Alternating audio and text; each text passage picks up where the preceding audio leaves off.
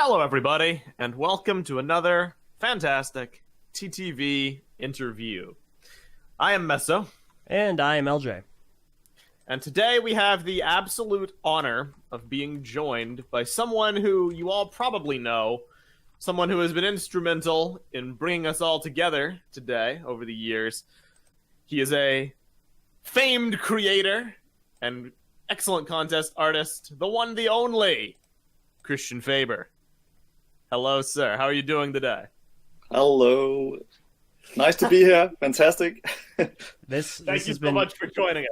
years. Yeah, but it's great. Years. I'm so honored. I've looked forward to being part of something that you are making for years and years. All those videos you have made, I've seen a lot of them, and That is an honor, honored honestly. the other way. Sorry for interrupting. No, you're fine. Thank you. Before we get into, questions and all that and the formalities, if you wouldn't mind, because every video is someone's first, some people might Yes. not know, give a bit of a primer on who you are, what you've done in the past, and stuff you're up to right now. So. Yes. Okay. I'll try to do the short one. Okay. In 1986, I went into advertising.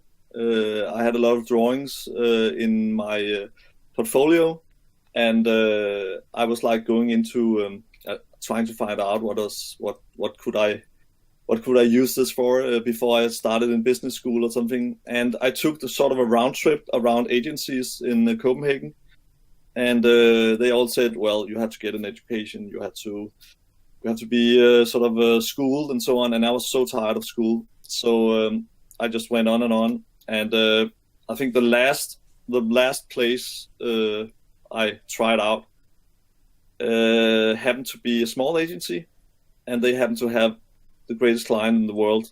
And I was so lucky that they say, okay, we can use your drawing. You don't need to be good at anything else, just a drawing, that's fine. So I was hired, and at the bottom of the pyramid, or what is called at the bottom of the food chain there, and that was great.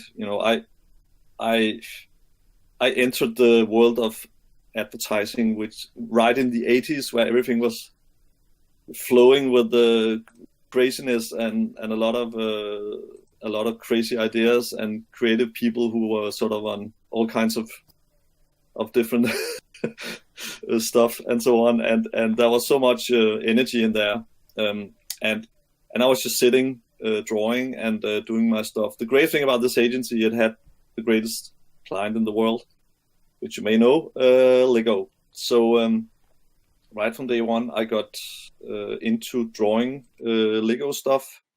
My first drawing ever in the advertising agency was a minifigure wearing a big t-shirt, a big sweatshirt with the agency logo. So that was sort of getting into the drawing style and finding out how to draw minifigures and so on, minifigs. And then from there on, 86 until I stopped in the agency in 2015, I worked on 2 to 3 Lego launches a year, sometimes more. And so let's just say that it's been Lego with a lot of creativity and an amazing journey. So beyond anything I could have imagined, and all the way it has been sort of carried by being creative and being rebellious actually as well. So when I stopped at the agency, I had new ideas to try out. I had to sort of feel the pain of the street again, because just to say this ride with Lego had been totally smooth and fantastic, but I had to try out if something else could work. So I've been trying out in a startup that I've sort of created myself since 2015, and that's come to a really good place now, where actually I have Lego as a client. So that is sort of full circle. Yeah. Wow. And there's lots of more things to say, but we can get into that. Fair enough. Just real quick, I'm glad you gave us. This is for our audience right now. This counts as the time before time. Indeed. Oh God, I feel so old. Oh no! I gotta resist the urge because I called you like Mr. Faber in our interviews, and you were like, "Don't do that." So I'm gonna try to call you Christian just for the sake of this. Yeah, I have a nickname I'm using, which is Drawboy. I don't know. I don't know if it has any English things I shouldn't use it, but in Danish it actually it's quite funny word because it means actually purse with money in it. When you say yeah.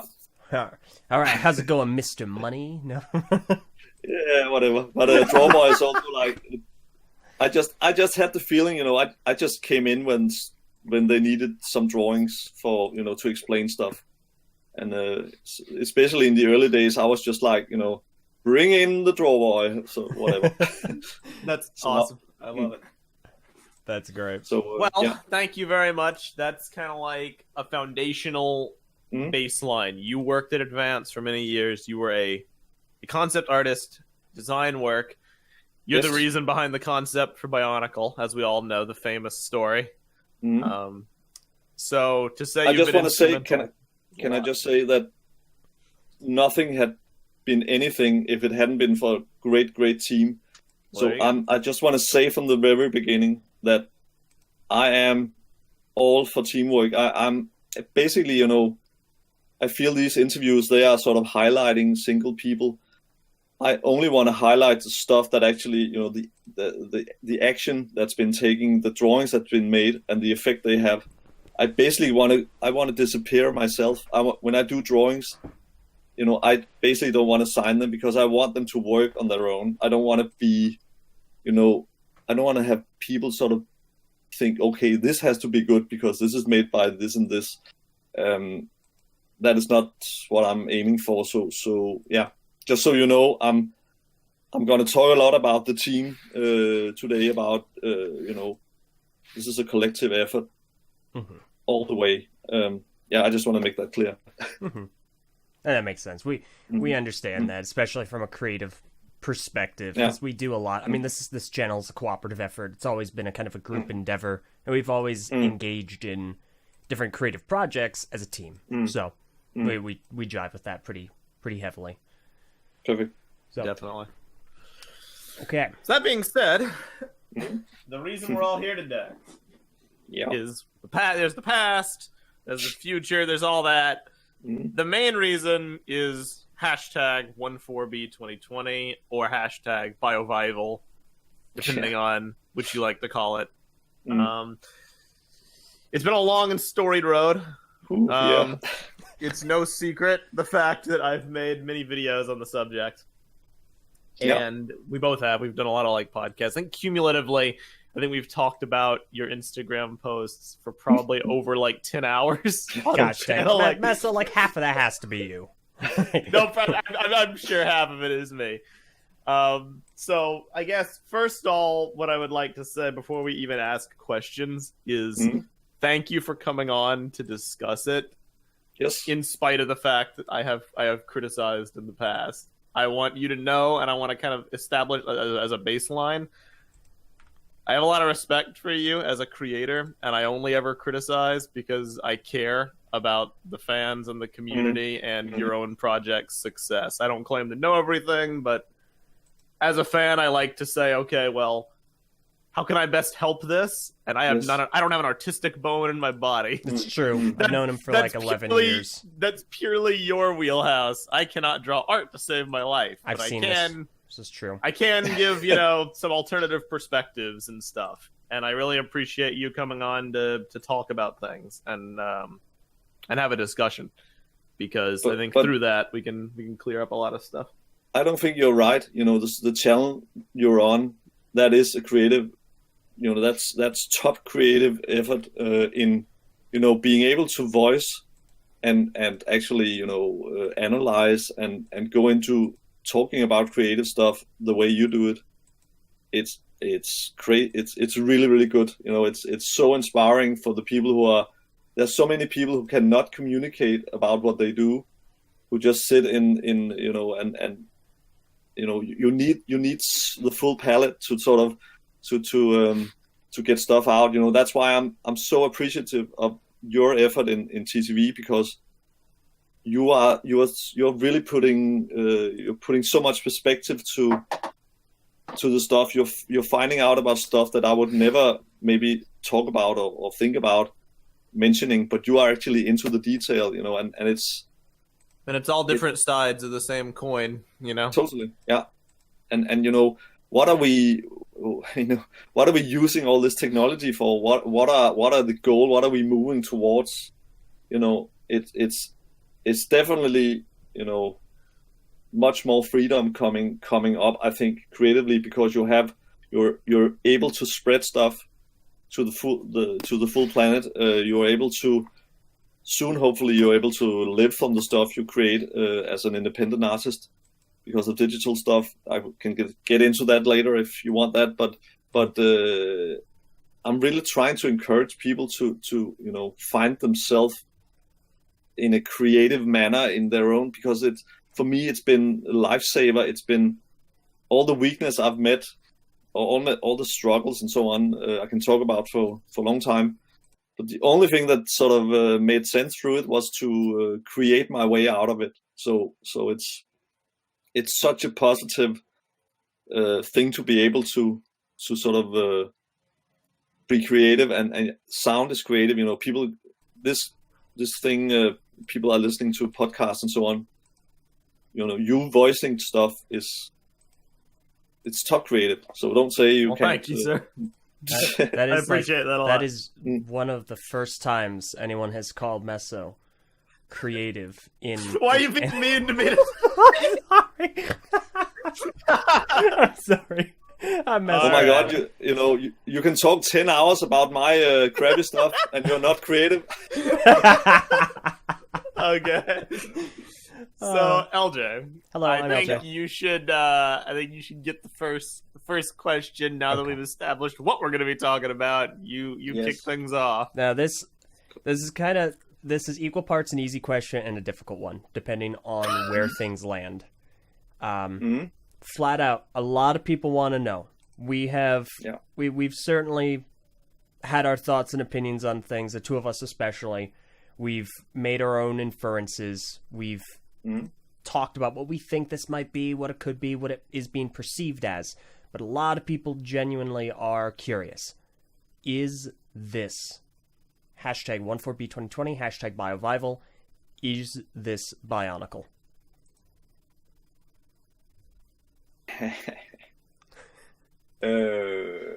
It's a biological chronicle.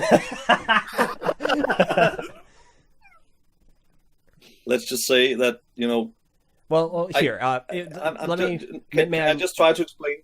Can I explain? Go for it. I can rephrase later if you need. Okay. Yeah, but I'll try to sort of make the picture so it's a bit more clear. Okay. If you look at GU1, that was actually a survival struggle for Lego, and it had actually gone on from. I began to sense it. I've been working with Lego from '86. I began to sense the crisis in the whole system in Billund, and people getting fired and so on. McKinsey people walking around in the creative department, getting rid of people. That started already in the mid '90s, and I'm sitting in an agency in Copenhagen, and that was almost like a free space for creative people coming over there, because they don't, it was really a crisis building up through years and years, and it was, you could feel it in the in the buildings almost, that this was something big was going to change and so on, and people were nervous. So the move towards doing something like Bionicle, that's on my behalf, it started already in in 96, 95, 96, trying to actually act up against this threat that was totally faceless. And I don't know if it makes sense to mention all the stuff that Lego was up against. Okay, you had a gaming industry that was really waking up. People were turning away from physical play. You had China opening up their toy production craziness that, you know, you could get remote control car for the same price as a small box of Legos. And that it would give you instant gratification out of the box. It will also break after 2 hours, but that's another thing. You don't care about that when you get this big this big monster truck that it can't. It breaks driving over like the edge of the door. Then the wheel breaks off, but who cares? And that was the other thing. Then you had a lot of talks about what Lego should do with their old-fashioned products. They were left in the back of the toy store, because when people went into a toy store, they always went through the whole toy store, and then if they didn't find anything, they just took Lego down from the shelf as a present or something. So there was always this safety. But actually, at this point in time, it started becoming that all the popular stuff, all the toys were standing in the front of the store. So people would get stuff out of these displays, and they wouldn't even come to the Lego aisle. At the same time, there were a lot of kids that was like, they were turning away from the stuff that the parents were sort of endorsing. And Lego has always been a parent endorsing, toy. So they tried to show that they got pocket money. They had the ability to sort of become independent, buy their own stuff, and so on. And they would definitely not buy the stuff that the parents suggested. So, and there were plenty more obstacles with an organization that was too heavy, too many people not knowing exactly where the value was in their work, and where the stuff that didn't work. It was almost like a tree with too many branches and so on. And I can mention a lot of things about. There's a whole book about it, about Lego's turnaround. And we, as a creative agency, we were helping Lego all the time, and we were sensing this. So I actually got this idea of trying to create a constructible action figure, because we were only building cars. I had Lego Technique as my client. I was an art director. I did a lot of Lego Technique stuff. I did a commercial where there's a hand driving a car through a tunnel, which I'm really happy about still. It can be seen on YouTube. And we tried to sort of reinvent Lego Technique as sort of this cool brand with new packaging and so on. And we actually did a CD-ROM as well, which sort of envisioned having a virtual, VR helmet to put on, which is quite funny when we talk about sort of where I'm now. So, but that's another thing. So a lot of things were tried out, but I had an idea that I wanted to I had to build it in some way. I had to make it physical. So we did this project during a summer holiday. It's called Cybots, and it's it looks really strange when you look at it now, but it was trying to do a system where you would know what the brick was supposed to do when you saw it. So you would know, okay, this is a torso, and this is a leg, and this is a foot, and this is a head.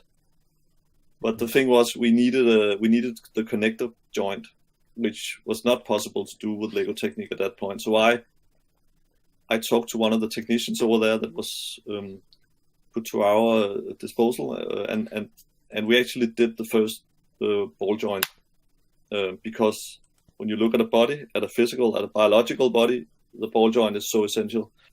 And actually, the ball joint has been, I really feel that if another company has invented the ball joint as this connector, they could have done really, really big damage to Lego, because they would have been able to do a competitor toy and really take all the advantages of being able to build organic life and so on. But amazingly enough, Lego suddenly had these two totally different connector points, which was sort of pointing towards two different target groups and two different building experiences and so on. So that's sort of the situation that led up to. I'm getting long in my talk, but I want to jump to the craze products, which is like Slicer, Robo-Rider, Slicer, and Robots. Then you have Robo-Riders, and then came Bionicle, and that was sort of course, Generation 1. Yeah. So it was basically a totally new line, totally out of Lego, and it saved a lot of the belief in how to innovate stuff and how to actually look at your own product and reinvent it, and so trust in yourself and so on. So that was actually relearned by Lego through these years. So when Generation 2 came out, it was right at the point when I stopped at the agency, and that was for many reasons. But of course, I don't want to say any bad things about Generation 2, but I can just say that it was too early in my book. We agree. It was too commercial, and and it lacked all the, and I'm using a word that you probably will remember. It was lacking the mystery. It was lacking the cryptic part of the. Oh yeah. So I was sort of saying, okay, I'm sitting outside Lego now. It's 20 years anniversary, right in a little while there in 2019 and so on. And I was sort of how do I stir up something that I can I'm one man. I don't have the direct contact to Lego anymore. I was totally outside Lego. I didn't work for anything, any account or anything. I was doing something on my own. So I just wanted, as a fan, to sort of say, I want to start something that can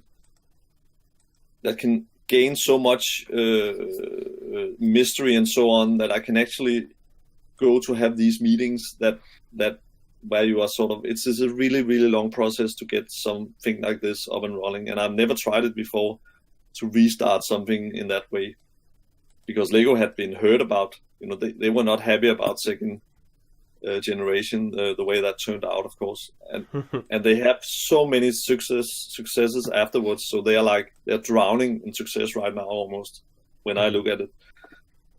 So and now they were actually trying to survive being too successful. Where kind of how G2 ended up failing commercially in a way. Yeah, because there was not any focus. It was not something that was saving anything. It was just on top of everything else that was a success. And I can tell you a lot about how that came to be, that the Bionicle thing actually came back. I think it's basically, I guess it's Lego secrets, so I'm not going to go into that, but it's an amazing story. We'd love to hear that one day. But I think I have to get it cleared because that's we understand. Makes sense. But I can comment on the output of it, of course, because I can't go directly into comment on the process. I think that would be a bit since I'm working on new stuff for. You don't want to jeopardize potential relations by kind of talking about it. We get it. That's fine.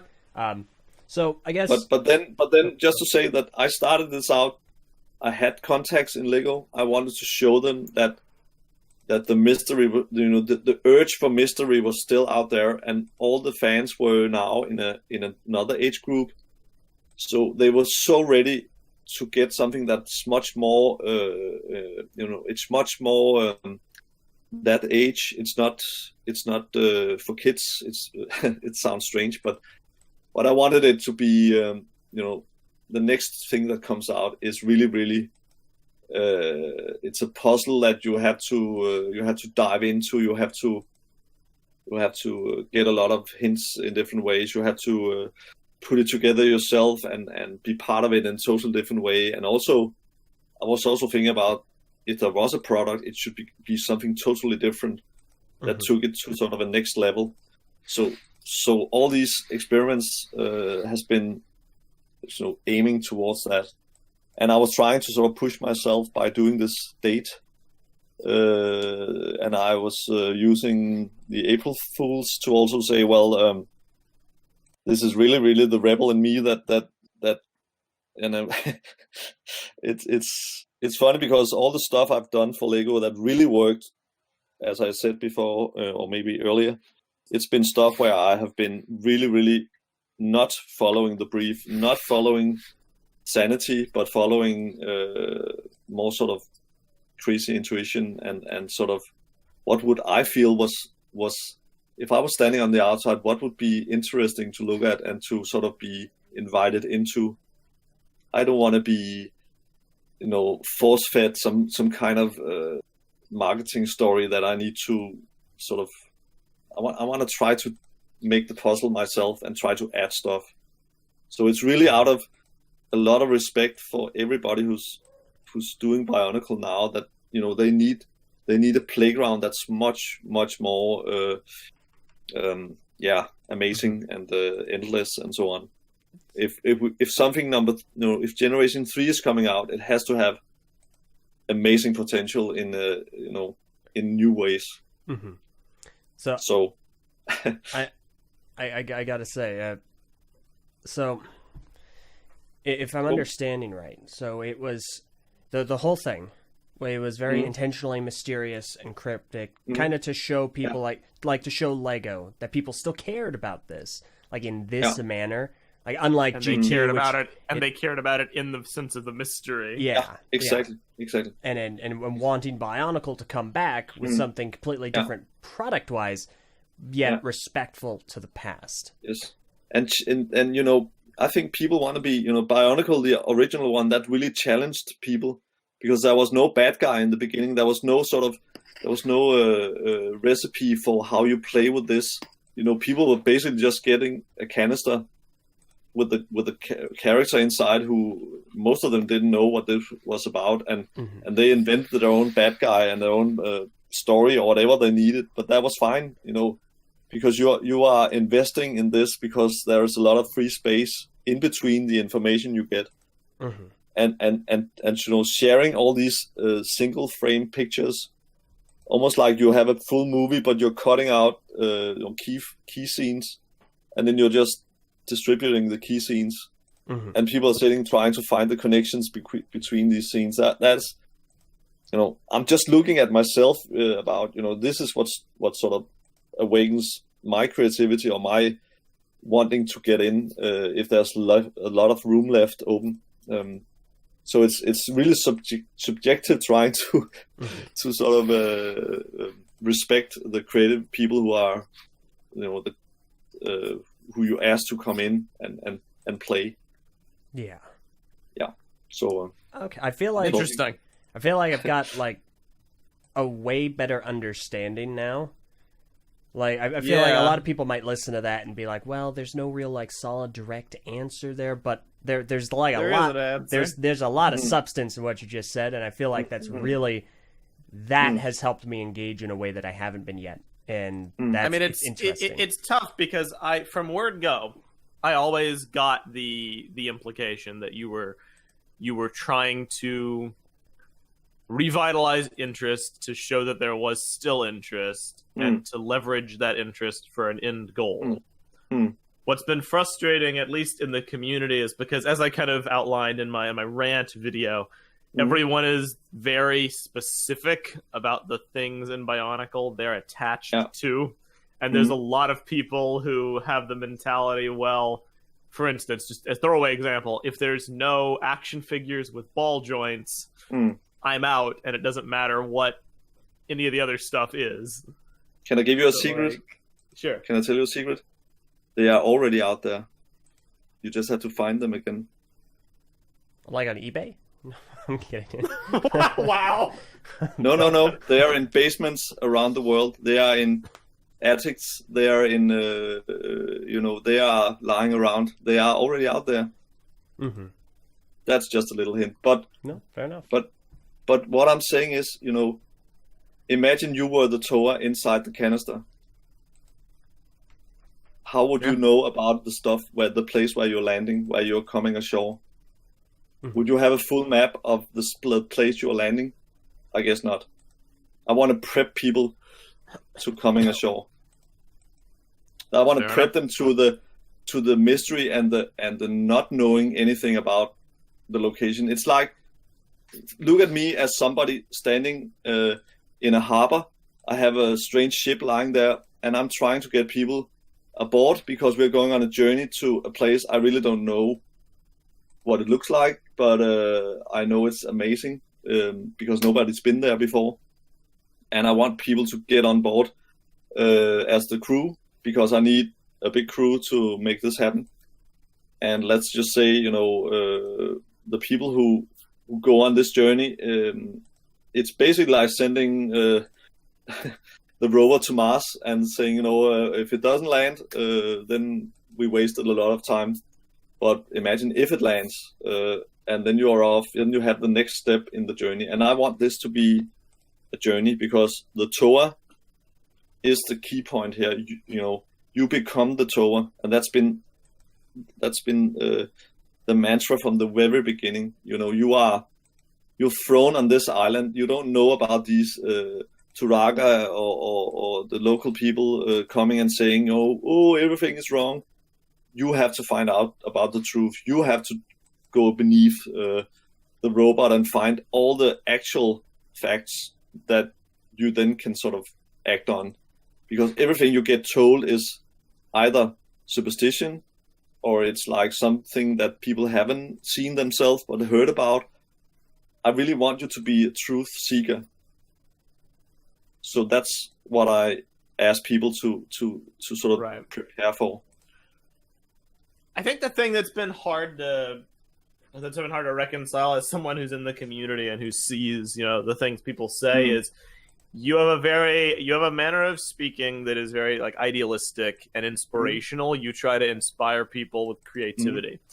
Yeah. What a lot of people do, and what I've observed and highlighted in some of my videos, is they take the things you say very, very literally in order to build up expectations, which I believe are rather unrealistic. And I want to highlight this very succinctly because we just got a comment. This is a couple of live stream. Yeah, just a couple of comments. So one of the things that someone said, and this might be a joke, so I apologize if this is a joke and I'm reading it seriously. I'm just going to treat it like it's serious. You mentioned, do you want to know a secret? The ball joints and stuff, they're already out there. They're in basements everywhere. Someone replied to that and said, Lego has been secretly releasing G3 prototypes. I don't think that's what you meant by that. No, but look at the community. Look at I'm looking at all these builds that's coming out, and they are beyond amazing. Oh yeah. The community. There are people designing stuff out there where I'm blown away. I would exhibit them if I could if I could. And okay, now I'm gonna make another connection about living from the stuff you're doing. Do you see some kind of trace here? Mm-hmm. I'm asking you because the creativity, if you are sort of fired up by creativity, which I hope is the reason why you are in Bionicle. It's not to go down and throw money at the toy store and pull plastic off the shelf. Of course, it's part of it, but deep down beneath that, you are looking into something that you might be able to, in a perfect world, do the rest of your life as a living, because you are becoming a 3D artist, you're becoming a creator, you're becoming, you get a sense of biological connection, and you get used to mystery, you get used to handling complex stuff. You are into gaming, you are into community, you are training for the future. Does it sound crazy? Not really. I mean, that's the sets. People always say, "What is the core of Bionicle?"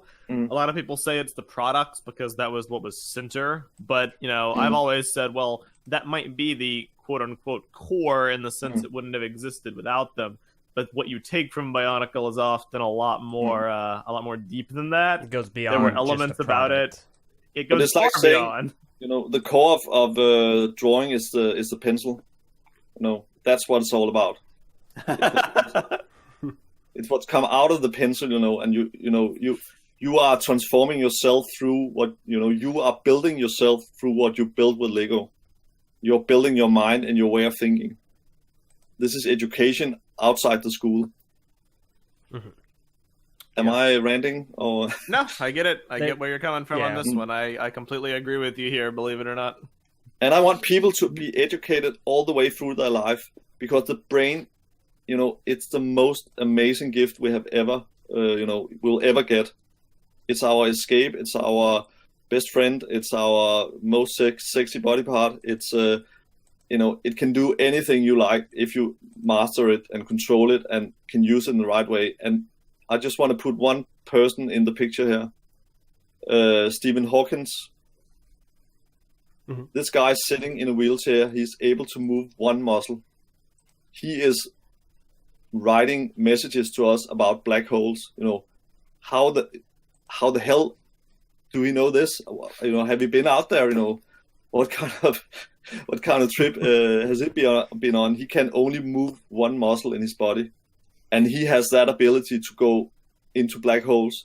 Think about, I know he's dead now, but he's probably somewhere else. That was not a religious remark, but I get you.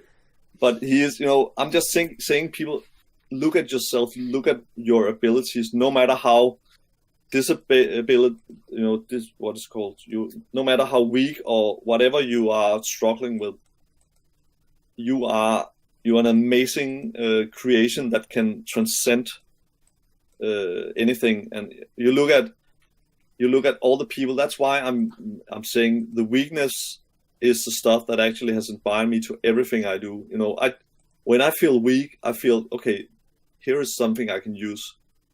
And I think that could be something, everybody, kids at school feeling, awkward or weak or whatever. If they can harness that, they will have their own uniqueness, because that's their own story. That's, the struggle to come through the weakness is much more interesting than the celebrating of the strong. And I want to, that's a lifelong educational journey. And I think Bionicle is an amazing place to start with this, and you can use it for the rest of your life. This ability to use your brain creatively, and Lego is just the means to the end, and Bionicle is the means, and the pencil and the clay you use. If you're good at playing piano, if you're good at, it's the process. You're not playing the piano to finish. You're playing to play. Right. So enjoy the process, and that's not stopping when you are leaving Bionicle or leaving school or leaving whatever. It's something you're getting better and better at. So I wanted to try to say, can I reignite these really, really enthusiastic, creative people who have been maybe put to sleep by commercial thoughts from business schools and so on. I think people need to wake up, basically. It's dual purpose for you. You want to inspire the community while also trying to, I don't know about like get something on shelves, quote unquote, but you want to show the corporations that there's still an audience for this thing that they all love. It's not one or the other; it's both at once, basically. And do you know how strong a muscle all the Bionicle fans are? If you can get them to work in synchronized, then you can move mountains. Fair enough. Oh yeah, no, we've we've dealt with that a bit. It's incredible. It's genuinely incredible. Like, just for instance, so right now, as we talk, we have 216 individual people concurrently listening. They're listening all right now, and That's very good. It's Thank you, everybody. Thank you. This is so, it's. I'm really honored about being able to talk live to you and talk on TTV and so on, because this is really, I've been training for this for 40 years. It's crazy. So getting the ability to speak actually, and not just sitting through mystical drawings and sort of cryptical messages, trying to sort of enlighten, also not enlighten. I don't want to be. I don't. If I sound religious or anything, that I want to get you into a cult or whatever. No, this is not. This is not what it's about. We're not leaving on a spaceship, everybody, in a little while. I mean, look, I appreciate just getting the chance to talk to you, because I think what happens a lot, when you just read something in text. We've spent the last 2 years following the Instagram posts, and all we can do, because we feel detached from the process, it's like we pick up on specific words. We try to think about what this specific word meant, and try to put it on a board, and draw lines connecting each one. It helps a lot to hear you speak about it. I think it's clear what you are envisioning here. Yeah, and I'm envisioning as I speak, because I'm never prepared for this. I just who the am I? Sorry, to sit and try to tell anybody about how to do what, whatever. I really, really want to step out of the center of the circle, and just, I want to focus on the ball. I want to invent a new kind of football or whatever sport it is, where it's about creativity, and there are some great inspiring rules, and people can join into this, and they can actually, they can reinvent outside the box, but actually also contributing into this creativity. I think creativity will become a science. Right now, until now, it's been entertainment. It's been leisure. It's been Hollywood. It's been just something you take with your popcorn, or something you do when you are, when you have some time to burn. But I think it will be a science. It will be the most important survival skill in the future. So start training, and it's gonna be so fun, because the technology is gonna come and contribute to this in an amazing way. And I can talk about that for a long time as well, because my new setup is coming to a place where I hope I can surprise you a little later this year with something that you probably haven't seen before. I'm really excited. Again, I want to just clarify something, because I see those getting tossed a lot around. There's a difference when I make videos and when I talk about your initiatives. I try to, number one, give my opinion, but also be an aggregate for things I've seen in the community. Yeah, I will say personally, I don't care whether whatever you do is Bionicle or not. I just want to see something cool from you in the modern era. Would I like to see Bionicle? Of course.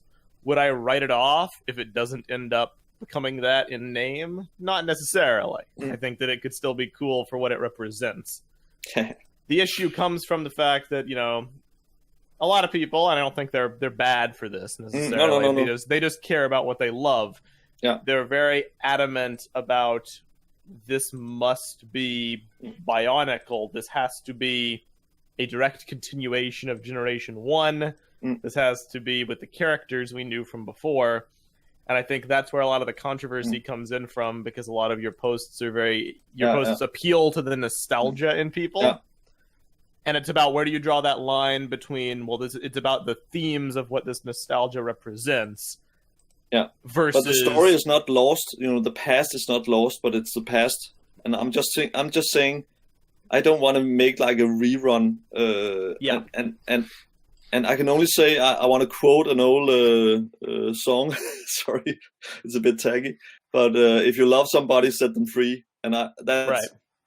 I know quoting time is not, that's like dad jokes. It's really, sometimes I get into that habit, so just please stop me. But it's really about, this has to evolve to not become something that I played. I'm a dad now, but I played with this as a kid. Isn't it cool, son? And they're like saying, okay, yeah. Does it do anything? No, you can turn this thing on the back and then it swings. The arm turns up and down. Isn't it amazing? I feel like I have some friends who are like that now. They're like only a couple years younger than I am, and they're just like, cool. Yeah, that's something you got there. I agree with you completely on is this. Is that a cogwheel in there? Whoa. Whoa. So one of the things directly related to this that I think there's no harm in like asking and being direct about, because I think we're of like mind. So pardon my bluntness. Whatever you end up making, if for some hypothetical situation, say you partner with Lego and they bring back Bionicle, if you had your way about it, I think it's fair to say you would not directly pick up from the moment the story ended in Bionicle Generation 1. I think it's fair to say, would you want to do your own take? Would you want to do your own reimagining? Okay, now I'm gonna spill a bit of yeah. Okay. I know you're good at figuring out riddles, so now I'm gonna say something. I want to make it your choice if you want to relive the story that has been, if you want to see what happens if that's actually just myth, and what about reality, because what we have seen is myth. It's like reading an old book about something that happened many years ago. What if you went into that action yourself and actually you knew all the myth, but you went in there yourself and saw, okay, that was what it was about. So imagine all the stuff you've seen in Bionicle is somebody who is depicted or tried to sort of envision what actually happened, but they were not there themselves. So now my really big dream is to be able to, give you the choice where to start.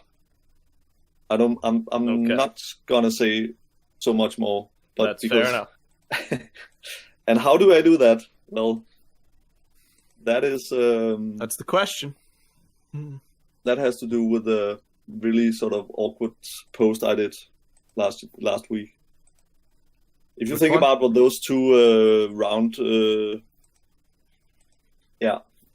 one with the round circles. Mm-hmm.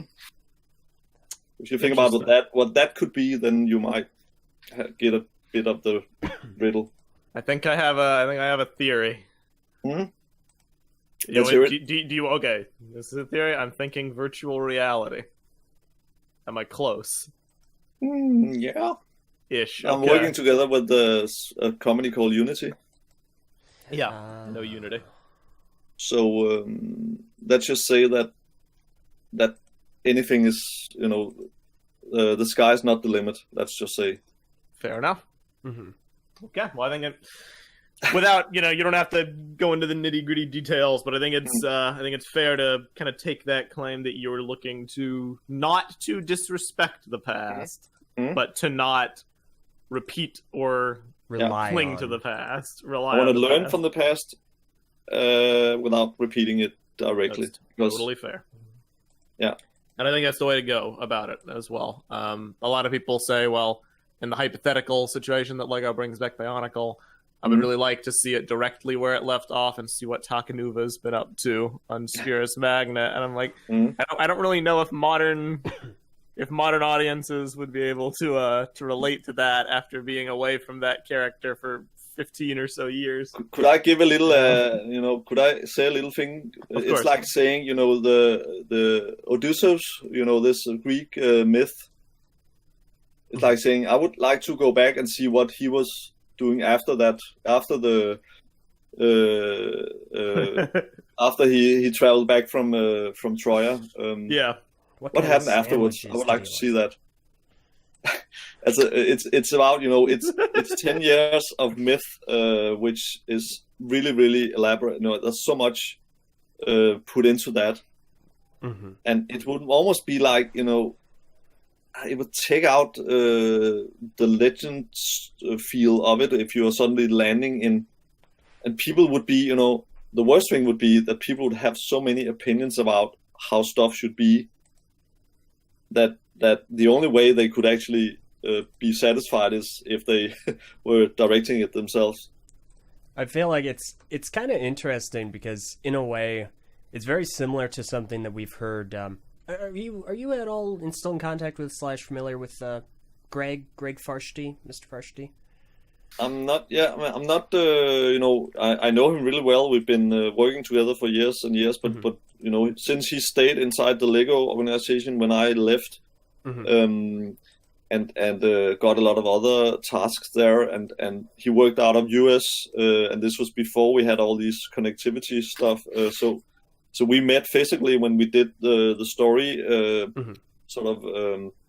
What do you call it? We had story meetings. We had where we sort of worked on the core of what the next part would be, and we would have a core team sitting where there would be basically one guy from Billund, there would be me from the agency, and then Greg would be there. We would sit, try to figure out what would the next step be, and then we would give it further out to more people who would come in and give their opinion. Yeah. And we will flesh out what would be happening, but there are of course also funny stories about how stuff came about, and so on. So I guess we will get into this when we have this talk later on the Bionicle Day, which is planned. Yes. I don't know if you've seen that. Yes. I'm going to be there. I'm going to be one of the hosts. Ah, fantastic! Yeah. So the reason I bring Greg up is okay. Somebody in the YouTube chat reminded me that I need to ask you something, but I'm gonna put a pin in that real quick. Anyway, so the reason that I bring Mr. Farshtey up is we've talked and we kind of pseudo work with him on stuff on our website. Perfect. Yes. In the vein of Bionicle, of course. And we've had many conversations with him, and something that he talked about was never really seen a definite end to the original Bionicle story. He always kind of envisioned, instead of a proper conclusion, it would be an open-ended continuation to allow people to do with it what they will, to make their own stories, to fill in the blanks, to kind of enjoy in their own way. And so a lot of what you're saying is kind of along those same lines, where it really gives a lot of power and creativity to the individual to make it what they can. And I think that's kind of an interesting, like, two different people, two different creative minds, two different continents, and that same through line. And I think that's really, really interesting. I think that's super cool.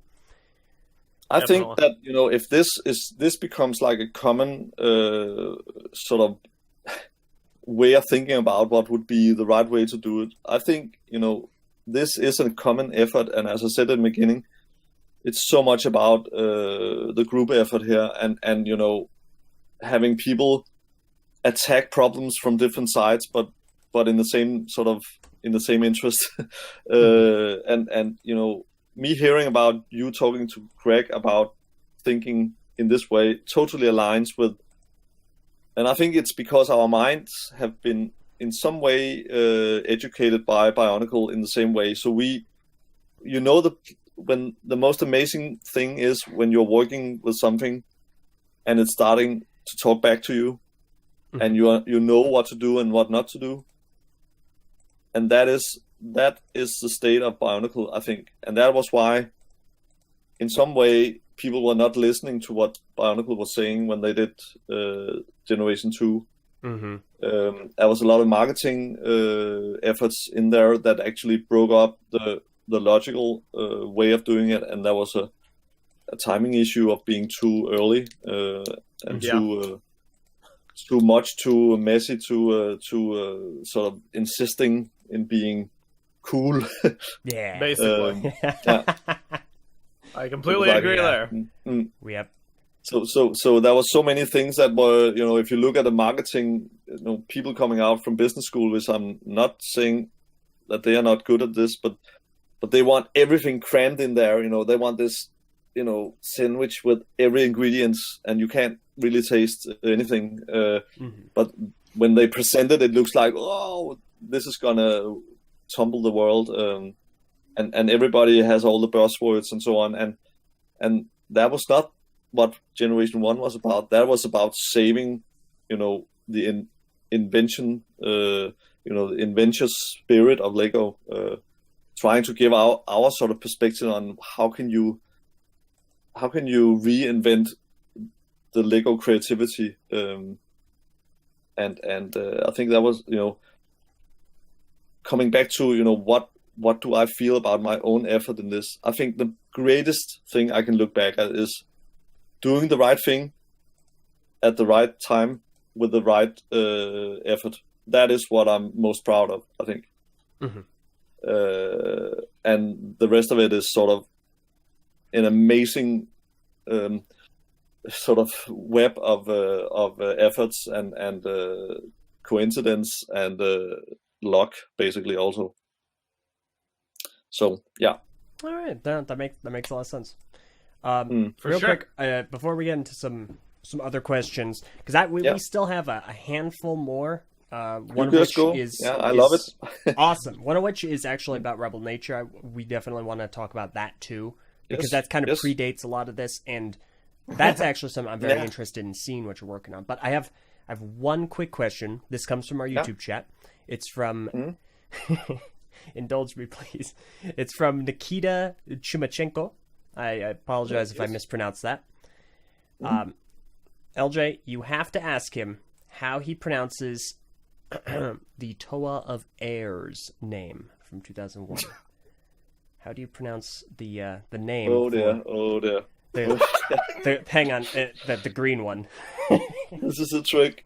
No, it's not really a trick. So there's a lot Everyone pronounces it differently. This is one of the sillier parts of the Bionicle community.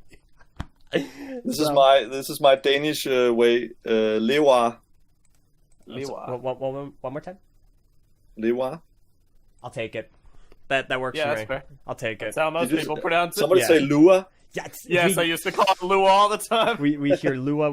So the one that kills me is Lewa, because what had happened was Greg Farshty had written a Bionicle encyclopedia, and so he pronounces it Lewa as well, and so he was getting all the pronunciations ready in the book, and he's like, all right, how do I spell this name? Well, all of my European coworkers, they always pronounce it Leva, and so he took it Leva, and he figured, okay, so they think it's Lewa, and it's spelled Lewa.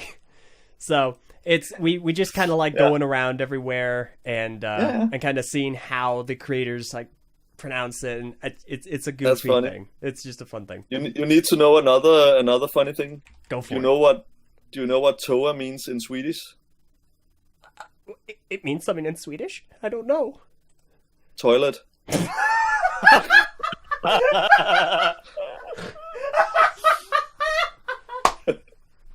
So we had a bit of fun there with the Swedish market. Holy smokes. The heroes are coming, the Toa. The toilets are coming. That's got my gears turning, no pun intended. Meso, we've got to use that for something. That's incredible. Who's your favorite character? Mine is Toilet Lewa. That's perfect. I love it. All right. The white one. So,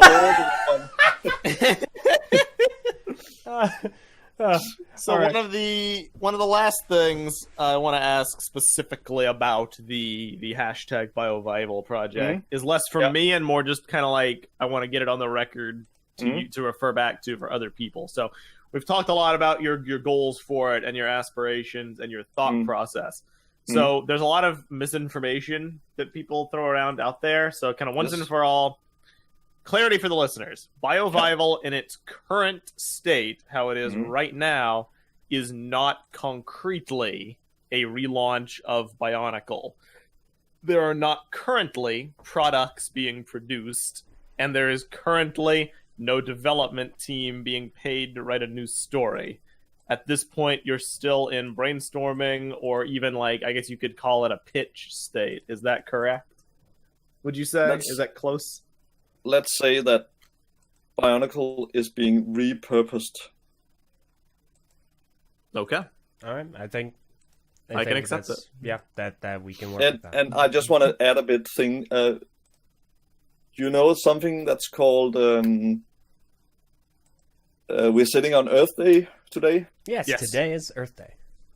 Do you know the story about there was this tribe of confused small degenerated robots somewhere that was where nature was gone out of control, and they were asking for somebody to come and help them?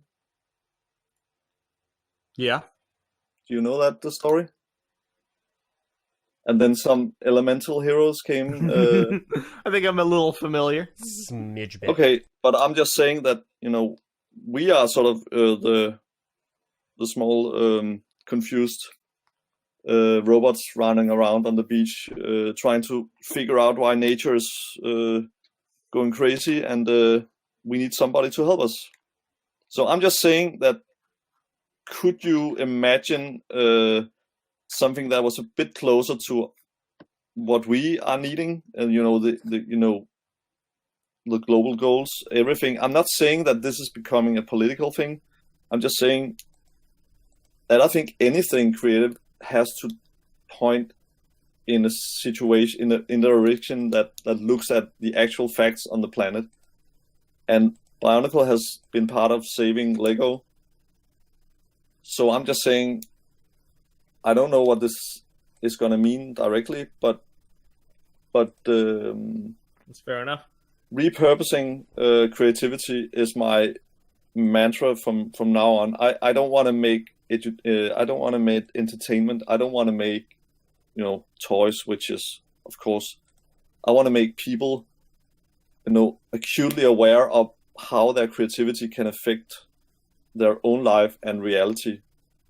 And I'm just looking at inventions being put out there that actually help solve real problems, being built out of people being ingenious with different stuff. I've seen actually, I see so many inventions coming out of everyday life now, out of situations where people are clever about fixing stuff and so on. Mm-hmm. I'm not saying exactly how this should work, but I just think that people need to learn how to engineer their own reality. Mm-hmm. And I think Bionicle, the building blocks of Lego and anything, if you look at a lot of stuff, Lego is trying to do bricks made out of different material that can be reused. Yes. And the most reusable about the Lego is that it's you never throw it out because you know that it has a value in the way it works. It's like a biological substance that is reused all the time. It's not thrown out. Mm-hmm. And I've heard somebody say on very high level that in 30 years, people will ask about, did you throw stuff out when you were, why did you do that? I think that we're moving towards not throwing anything out at all. Everything is going to be repurposed. And that's why I want to see if I can repurpose a story. Mm-hmm. I see. So this is this is a first in the world, I guess, and it's sort of an attempt to try to recycle mm-hmm. for a purpose, and I have some pretty strong tools at my disposal right now. Mm-hmm. So yeah, prepare yourself. All right. No, That's fine by me. yeah, no, I'm open to seeing whatever form Bionicle could take in the modern era. Mm. I don't necessarily, I'm not one of those people who says it must have, ball jointed action figures sold on shelves in must have canisters. Kooky and Nika with a different color scheme, or Yeah, it's not about the specifics. It's about the But idea. put all that knowledge, all that story, all that good experiences you have had, put that in the backpack and look forward.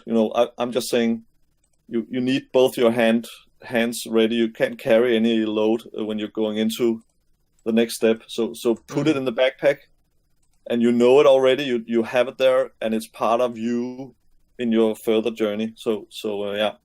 I like it. You when you're climbing Mount Everest, you're not pulling out an instruction book and reading. You are on a new journey where you use all your knowledge from earlier, and you act. You act to survive. So that's how I want Bionicle to be. It's your knowledge, it's your past, but it makes you much more clever in the future. I like it a lot. That makes a lot of sense. Okay. LJ, where you want to go next? I know exactly. I think this is a really good springboard for where I want to go next. Real quick comment from the YouTube chat. This is from KR, who asked, hey, LJ, tell him that we also like Faber's work in Latin America. There you go. I'm so honored. Oh, this is having people sitting in Latin America listening. It's mind blowing for me. It's incredible. I'm that old. I was sitting looking at a black and white TV in my parents' living room when that came in. We got a black and white small TV where we could see one channel, and I had a phone with a plug in the wall that I had to turn dial. And sitting now talking to you, different places in the world, and having listeners, it's there you go. Totally amazing. It's the future. Yeah, no, it's crazy because we have a really fantastic opportunity to engage with and discuss with people across the world. Like I said earlier, our group is very much a team effort.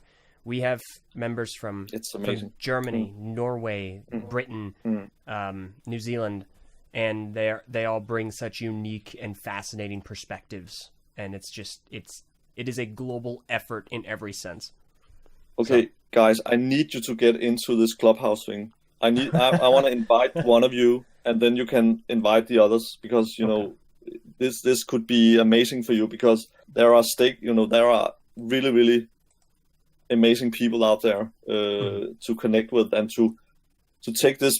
I think this is a piece of pop culture that can be reignited in new ways. So you would be able to make a room out there where you're talking to this, where anybody in the world could be sitting listening. Anybody who this is by invitation now. I know that's sort of a limitation, but it could be all you fans sitting listening could be invited to be part of this, which would make it sort of a bit of an exclusive thing, but it already is a bit. And this is an upcoming app that people are building called Clubhouse that can connect. It's really big already, and I've only been on there for 2 weeks, but I'm just thinking, how do I get, my people in there? Because it's a lot of really, really sort of well-educated scientists and so on, and it's right from Elon Musk to Pamela Anderson. So you can, there are so much diversity in there. I went to a party with Snoop Dogg the other day, a talk party. so it's just opening the world in a crazy way. Imagining having this talk now, and people could raise their hand and they could be pulled on stage to talk together with us. And one of those sitting in the audience could be Elon Musk coming on stage. If you felt this was interesting, that's the kind of Clubhouse experience you get. And in there you will learn about how to use NFTs in a way that will change the world. Because the stuff you built out of Bionicle can actually become something very valuable, because it's unique and you can't get the bricks anymore. You can't buy them. So everybody who has a collection out there, hold on to it. Fair enough. Okay. Or find them at your parents. Go back to your parents and say hello and say, "Can you remember the stuff I had in the basement? Is this still there? Oh, you sold it. Oh no." Do you know how much that's going to be worth? Yeah. No. Yeah. All right. I think I but definitely look, people, everybody out there, look up NFT. It's a blockchain, and it's going to change the world. maybe in a different way, but right now it's mind blowing what's happening already, I think. Okay. So that was a little sidetrack, but No, you're fine. I definitely think, because what we would love to look into Clubhouse and kind of getting that to more people to try and help connect things. I think that would be. Yeah, I will send if I send you one, then you get, I think, 3 invites or something. Okay. And can connect the others. Chain it together. Yeah, like you can that. just spread it out, actually. Yeah. Okay. Absolutely.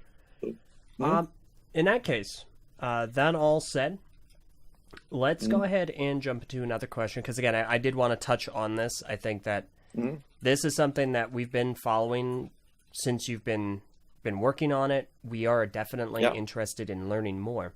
What is rebel nature? Okay, that's also a biological chronicle, but it's about humans. It's not about robots.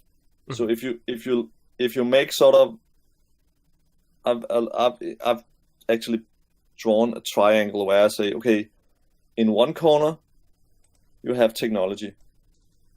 It's something that's man-made, but it's becoming its own entity. It's becoming its own thinking, moving, reacting thing, technology. And then you have humans in the other corner of this triangle, and then you have nature as the third corner. And I want to tell a story about each of those corners. So let's just say Bionicle, or what comes next in the Bionicle row, is about robotic life. It's about how do you secure that there's a morale inside the head of a robot? What do you load? What kind of a myth do you load to give them some kind of? If you want to do that, right now we are gods. We are deciding what we put in these new machines. But what when they, right now there's a robot driving around on Mars, and we are sort of 8 minutes or quarter of an hour or whatever it is when we send messages, but it has to pretty much work on its own. And in some way we have given birth to something that's moving on its own somewhere else. So it's starting to happen. And if you look at the corner of the humans, when I started Rebel Nature, that was when I got my first kid, she's 16 years old now. So that has been in the works for 16 years. And Rebel Nature is really, it's actually a message in a bottle to my future grandkids that I may not know or whatever. It's it's an attempt to make a connection between my past, my now, and their future. And that's, I think, what the power of storytelling can do. If you do the right story, that will prevail through anything. Because the story, I have a very famous Danish, what's called, one from the same country. I can't remember what that's called. But if you look at Hans Christian Andersen and his stories, I feel I know Hans Christian Andersen because of his stories. I don't know anybody else from that era, but I feel I know him personally almost because he has shown his weakness and sensibility in a story that has passed through time. And it's the same, with the old philosophers from Greek. They told something that makes sense for me now. I can actually take out knowledge. So that human connectivity into the future, I think that's the most amazing reason to create stuff and to, carry stuff further into have a meaning with the stuff you're making. Right. And just to put another thing to that, I think we have been through the dark ages of storytelling with all the, when I look at the TV at night, there are there are so many deaths in there. There are so many killings. There are so many murders to be solved. There are, news about people. In some way, we are in the media way. We are at the really, really, the really, really low end of the evolution scale. But we like to see what we find entertaining.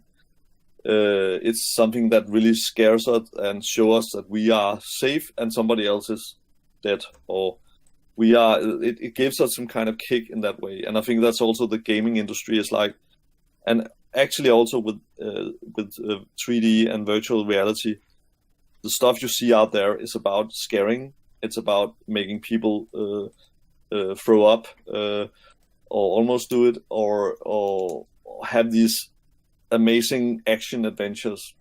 And I'm looking into where these technologies become something you use for education, for calming down, for connecting with people you're not close to physically.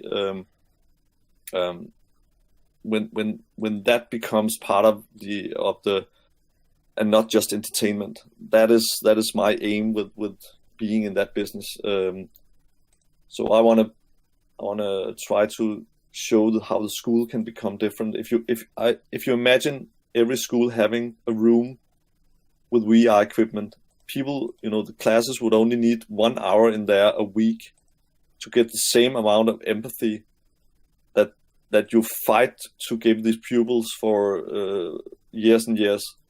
You get instant empathy when you're in the ocean with the whale that you have to pull plastic out of the mouth, or you are in some refugee camp somewhere in a virtual version, actually talking to people who are talking directly like we are now to people who are in a crazy situation. I think this empathy is going to have a bright future with the new technology. And we're sitting talking here around the world. That is a first for me, which is amazing. Thank you so much. Thank you. It's great to facilitate. It's just pointing to the place where we are sitting in a virtual meeting room. Everybody from around the world are there in a virtual way. If Steve Hawkins was living still, he could be part of a trip to the Himalayas. He could actually go there because he had his eyes, and he could move his chin, so he could actually move in virtual. Mm-hmm. So it's going to liberate people, and it's actually going to give the room I feel I have some creativity, where I feel really privileged to be able to move in an open space, which I call creative sea or whatever it calls. I really want to invite everybody to have that freedom, without having to move. Mm-hmm. And of course people should move because staying safe and staying healthy and so on. But having this extra gear, it gives so much joy, and so that you can give back to the community. Yeah. So that was a big rant on why totally Rebel fine. That's why we try not to interject as much as we can, because we really I'm just we like kind of a more casual atmosphere where people get to talk and get to explain, because it doesn't help if we're constantly like, so what you actually mean? We want to listen, not interrupt. So no, you're totally fine. I'll take some water now. So please, that's fair. I mean, one thing that I'm interested in with Rebel Nature is you have a lot of really cool ideas behind it. You have a really good message that you want to convey, and I'm very excited because I think it was announced publicly back in October 10th, 2019, that I think it was Tune to Tango. Yeah, it picked up Rebel Nature as a show. And we haven't heard anything more about it, probably because of COVID. It's kind of thrown everything into disarray. But I was curious if there was anything you could or would like to share as like a teaser about what to come. Rebel Nature is an attempt to do world building in its purest form. And I think that there's so much movement in the way of wanting to take care of the planet, wanting to do something for the future, do something that's outside yourself, give more than you take, and all those things are just becoming high agenda, and also the whole green, I think it gives so much purpose that people have these new things to change towards. I can give you an example. The place I'm eating, they have a menu out of without meat and one with meat. I'm not fanatic about that, but how amazing to look at the creativity on the not meat side up against the stuff I've been eating for 50 years on the other side. I'm taking the green side all the time because it's so innovative, it's so different, and I have this feeling about, okay, I'm doing something good for myself every time I choose that side, and it's really, it's a non-threat road, and that's what I'm always trying to sort of make people take, because that's also the way you become creative. There's so much inspiration to get from food, from nature, from talking to all kinds of people with all kinds of issues and problems and ways of life and so on. And the diversity is just, it's an unlimited creative fuel. So I don't know where I'm going with that. but I think I'm just trying to say that Rebel Nature is a celebration of what's to come, and it's also it's going to be a struggle, but it's going to be a meaningful struggle. And I want to try to say to my hopefully future grandchildren, that we see this struggle and we start to move in that direction now, and we know you're going to take it further. You're going to be the real rebels. Because I have seen teenagers in malls these days. They're not thinking about the environment. I just saw we have a park in Copenhagen where all the young people meet, and I saw pictures today on Earth Day where they had left, and that was not pretty. Mm-hmm. Just to say, no. Nothing cleaned, nothing saved, nothing reused. It was just trash all over. But yeah. Gosh, they also, of course, you have to let loose, and if you do a lot of good things, then you can also do some a bit more unsane things at certain points. But I'm just saying, if you're looking for purpose, then there's a world of purpose in where the direction I'm looking, which is amazing. And talking to you about this it's so gratifying. Instead of just sitting talking about that, I want to start a project where I can get somebody to invest a lot of money into putting product on shelf, so I can get people to buy this, so I can get money to do more stuff I can put on the shelf, and I've been there. I've been in advertising for 30 years, so yeah. Let's just say that I'm so happy I work for a company that makes so much sense, and that's pulling so much in a creative and an educational direction, because I don't think I would be able to look in the mirror if I had been a normal advertising person. Mm-hmm. Because they were just using all the tricks in the book to get people to their lives. So sorry for the wording. People are, they are looking at the height of their work, money. They have a vacation and go on a cruise ship where they sit in a coffin, I call it, mm-hmm. and they are sailed around, eating immense amount of food, while they are sort of carried from view to view and have to get back to the boat. And then they're entertained in sort of a Las Vegas style in the evening, mm-hmm. and looking at other people who are trying to find, the meaning of of relaxation. I'm just, mm-hmm. I've been there myself, and I'm just like, there must be something else. And Corona, I'm not saying Corona is good. But Corona has really, really forced people to look inwards. I know a lot of people has had trouble. I'm not talking that. I'm not trying to say that has not happened, and I'm happy about that in any way. Yeah, of course. Yeah. But I needed that. I needed that full break so much because another story. I went to Dubai just before COVID. Mm-hmm. Oh man. And I was like, I just lost my. I was like, what is happening? This is Biff's world. You know that from Back to the Future? Back to the Future. Yeah. It's a wake-up call. I think it's been to a lot of people about the state of things. So I've been able to actually concentrate on the new project, which means that I'm in a really good place now because I had the time, and that's why I'm talking about patience. If you have creative things you wanna work for and you wanna live for and you wanna make great, then things take time. So that's also one of the virtues I try to add to the nice 3 ones that we already have. I mean, they do say patience is a virtue, so. Yeah. The 4th virtue. Yeah, that's what I'm trying to get installed there. Also to sort of try to excuse myself for taking so much time. No. Yeah. At the end of the day, whatever you end up doing in Rebel Nature, Biovival, whatever, people will.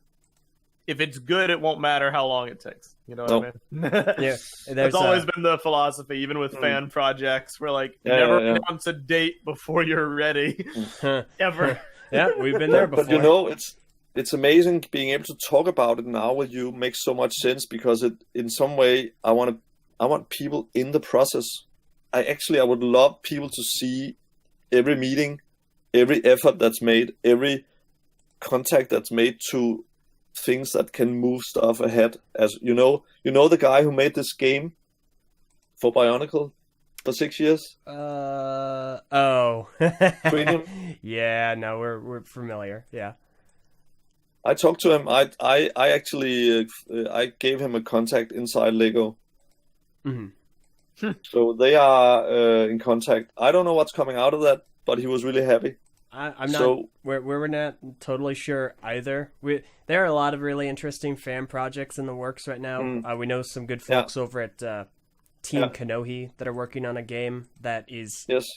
Oh my gosh, they've been working on it for I think roughly same amount of time, and it's doing crazy things. It's doing There's so many cool things. So impressive to see what's coming out and stuff like that.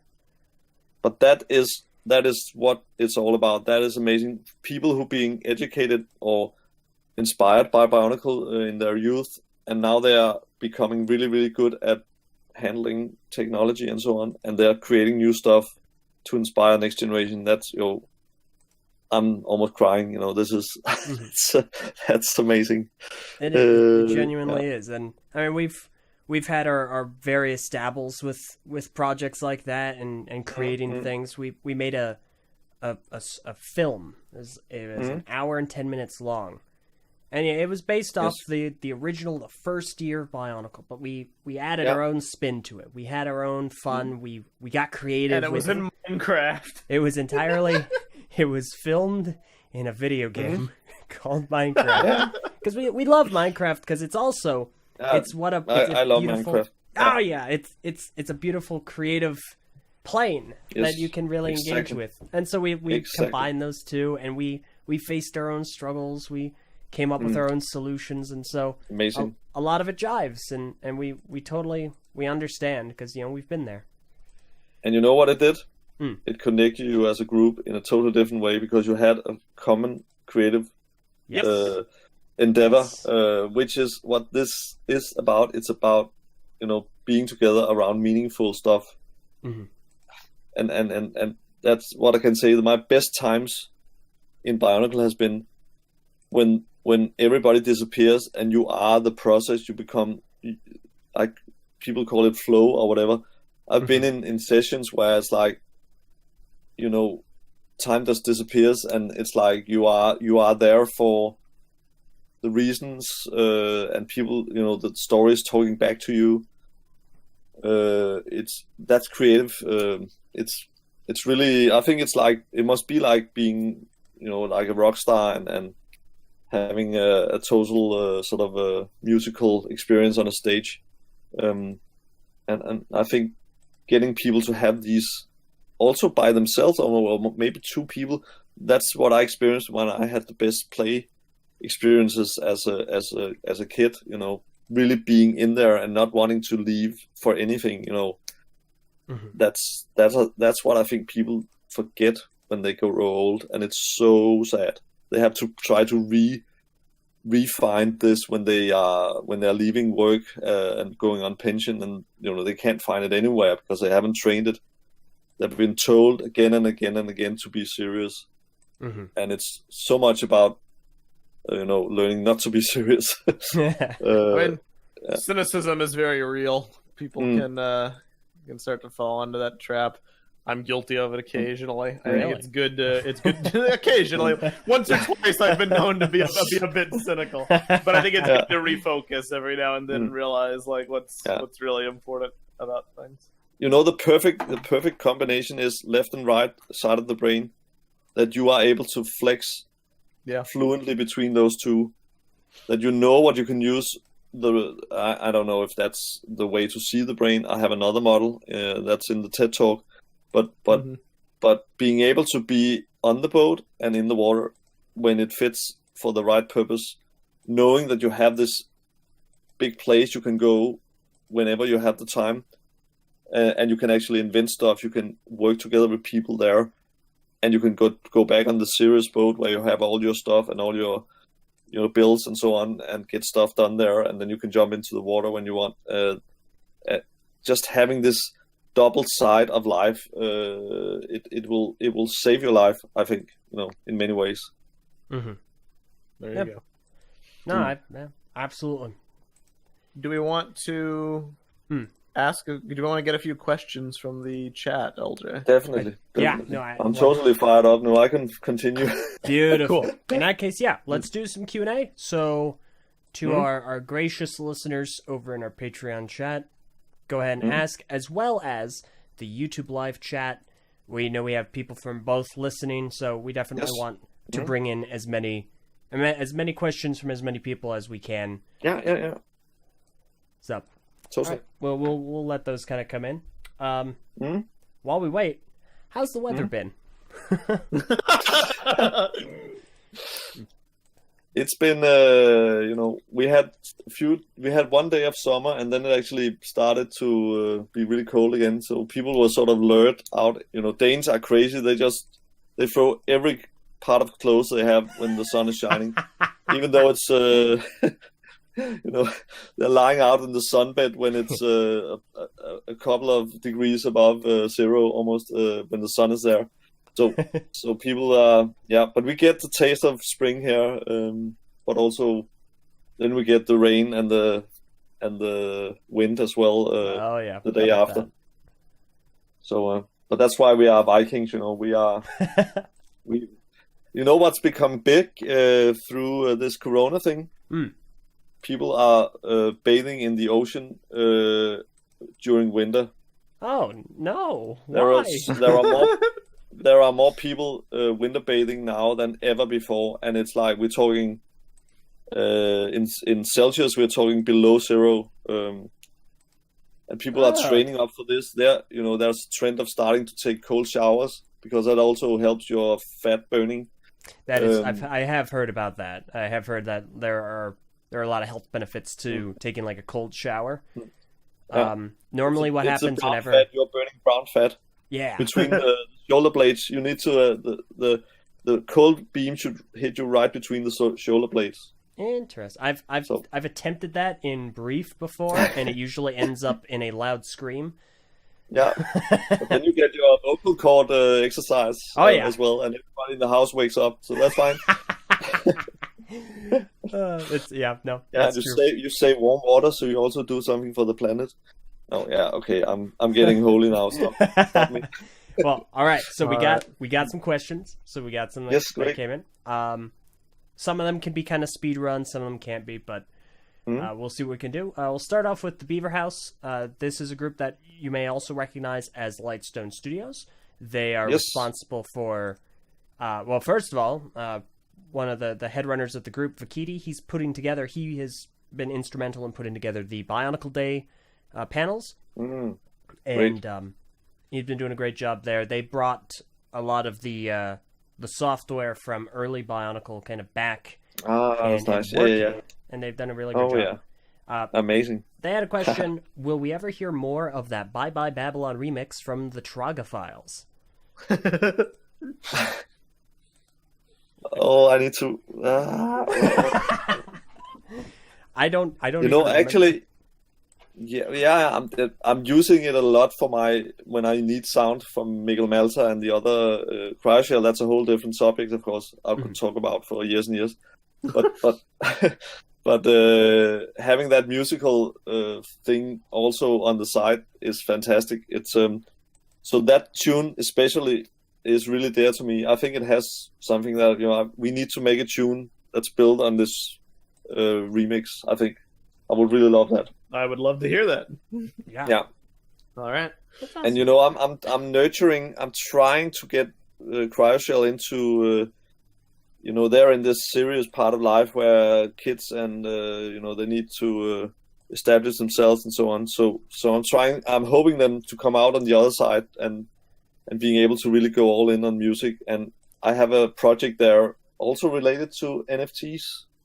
If anybody out there is looking up NFTs, then they will also know that the music business will be totally changed if this comes out. So you will be able to own stuff that you never owned before in a totally new way. And you will be able to probably earn money from it. So living from your art is going to change totally. All right. Okay. So that was a little rant on new technology. There's a lot about that on Clubhouse. So if we get something going there, if I can invite you and you can spread that sort of invitation row of people, then you will be able to learn a lot about artists pulling out NFTs. Okay. Different subject. Sorry. No, you're okay. Okay. Next question is from Bombastic Brody, who asks, what is Faber's thoughts on films, and does he have a favorite? Films. As a general, just films. Just movies, like films. Yeah, but I'm a totally 80s.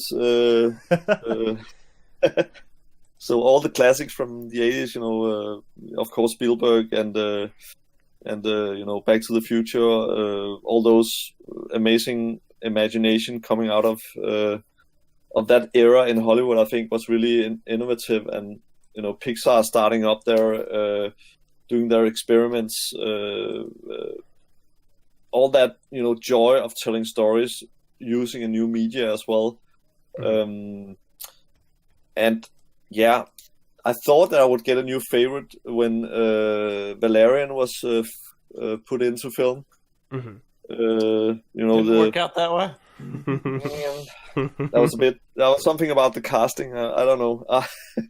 But in general, I have one favorite, which is also a bit of a, I don't know, guilty pleasure. But I think The Fifth Element. Luc Besson, his early stuff is, I think, this French director. I'm really starting to get. I need to get some classics in there. I can feel, but I need to mention, Miyazaki, the Japanese animator. Everything coming out of there is so. It's so well detailed. It's so craftsmanship. It's so amazing in its storytelling levels, and it's mind blowing in its creativity. If I ever do something film like with Rebel Nature, I want it to be a mix between Miyazaki and Guillermo del Toro, Pan's Labyrinth or something like that. If landing somewhere in between there would be, sounds a good. dream. Yeah, that makes sense. That makes perfect sense. All right, let me see. I see. So I'm trying to find some good ones. But we do have quite a few questions. I apologize in advance. We won't be able to get to all of them.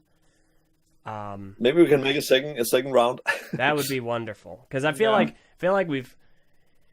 we've only really scratched the surface on everything that we can discuss, and we obviously love long-form content where we get to ramble and discuss. And I'm more than open to doing something again if you're willing at some point, more focused on general Q&A. Yeah, totally. I love just getting into this is like it's being alone with the creative process for so many years and actually being able to share it with people who are for some reason interested. That's totally mind-blowing. I'm a bit I'm sitting pinching myself here, so thank you so much. Well, thank you for being here. This is it's wonderful. Yeah, likewise. Yeah. So this is not a question, but I feel like it's a cool comment that I wanted to read off. This is from Ethanator, who says, from South Africa, Bionicle is a big influence on how I design characters and robots. I've built robots in 3D and used mocks built in Bionicle as a reference. Yeah. Well, there you go. You can join the big global company we're opening in a little while. Oh, that was something I shouldn't say, but sorry. Yeah. Imagining all the fans being actually able to contribute into something creative and actually earning money from it. Yeah, I'm saying too much now. Sorry. That's all right. You're okay. Hey, I need to tell an amazing story. There's a guy from a little island in the southeast Pacific, from the Maori tribe. He's asked if he could be part of if the Rebel Nature Bionicle was thought in some way. He would really like to get. He feels so proud that his religion and his this whole Maui thing was part of the Bionicle story. He would really like that it was part of the real thing next time, instead of being something that was sort of talked about that it was stolen or whatever.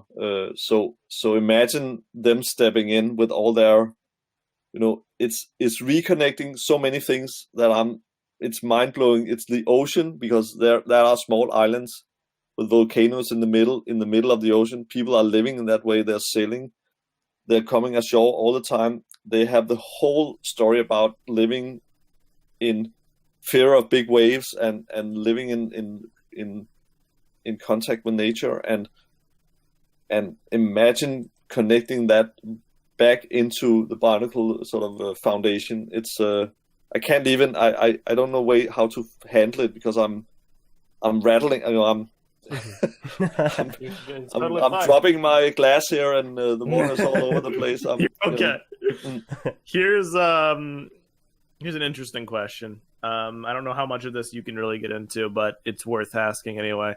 So I think it relates back to something we talked about earlier. From Sir Bobby the Owl asks, is Christian Faber really not that open to exploring parts of Bionicle that are part of its identity, toys namely? If Lego is fine with a collaboration, would he be open to such a collaboration? So I guess, like, in terms of relating directly to the toys, what are your thoughts on, like, potential future when it comes to toys? Are you interested or not? Yeah, totally. It's like, I would really love it to be, what do you call it? The way I played when I was young, I had maybe a character, and then I had some kind of car or whatever, and I would use the rest of the room as my location. So I would envision that the shelves was the rocks, and the sea was the carpet ending, and then you had the sea. So I would have the location I needed just in front of me. I didn't need to sort of. I just put almost like an AR, layer on top, and then I had the location totally fleshed out. And I only needed the toy as the igniter of the story, as a core. and I want kids to be able to play in that way, because instead of having a confined room where you are playing, okay, now you buy the bat cave, so you play inside the bat cave. How is that ever interesting? You spend so much time on building the bat cave, or just throwing it out, pulling it out of a box. You know everything about this cave, and your play is limited to that cave, because that's what some toy designer has thought out for you. That's where it starts for me. It's like it's a springboard. And if people are taught to play inside stuff that are pre-produced, or even by Lego designed by amazing designers, how are you ever getting the guts to do your own stuff? That is also why I want to link back to Minecraft, because that is a mind-blowing good idea with a mind-blowing simple execution that made everybody into a designer. You couldn't fail in there, which was amazing. My two girls have been building amazing stuff in there that I would never expect them to do. They have a 3D understanding of the world in digital space because of Minecraft. So that kind of ideas should of course have come out of Lego, because they should allow creativity to go crazy within the realm that it's created. I can talk a lot about this, because trying to put studs with the Lego logo on every digital brick, that takes up a lot of digital power, but you need that to actually brand your digital brick. So that is gonna cripple your engine for a long time when you start out, right. And you have to go free inside. It's like saying you can only paint with a pencil in square shapes. No, it's a pencil. It can do anything, on a white piece of paper. So leave people to their own sort of what do they want to do when they're inside certain media. Don't try to confine the media according to other medias. There you go. And Lego bricks have to actually work up against gravity, which makes it totally meaningful that they have studs. But if you're in an environment where you don't need gravity, then okay, you don't need studs. That's So thinking play in the most freeing way or liberating way you can is my mantra as well. Good stuff. Interesting. Yeah. Okay. LJ, how many more you want to do? Let's do. I think let's angle for about 3 more. I did have a kind of a double question, so it's 2 different people, and this kind of comes into one. Great. So this is from John Smith and the Ghost Rider, and they ask questions that kind of interconnect. From John Smith, the first one is: do you have any opinions on Lego World Builder, if you're at all familiar with that?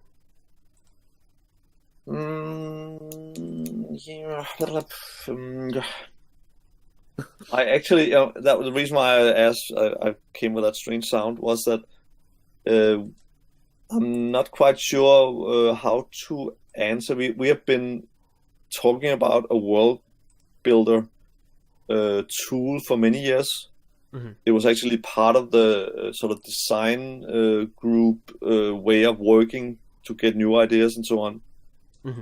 And I don't know what it's been taken to. Is it a program, or is it a... How does it work now? Do you know that? I unfortunately don't have a in-depth familiarity with it. I can't speak to it. My understanding is that it is, in a sense, it is a platform for people to suggest concepts and ideas, either add-ons to like current Lego themes or straight up new things. So it's not Lego Ideas. It's outside Lego Ideas. It's totally separate. It's more about conceptually and different concepts, and then they will select to buy a concept from someone or a partnership. So in that sense.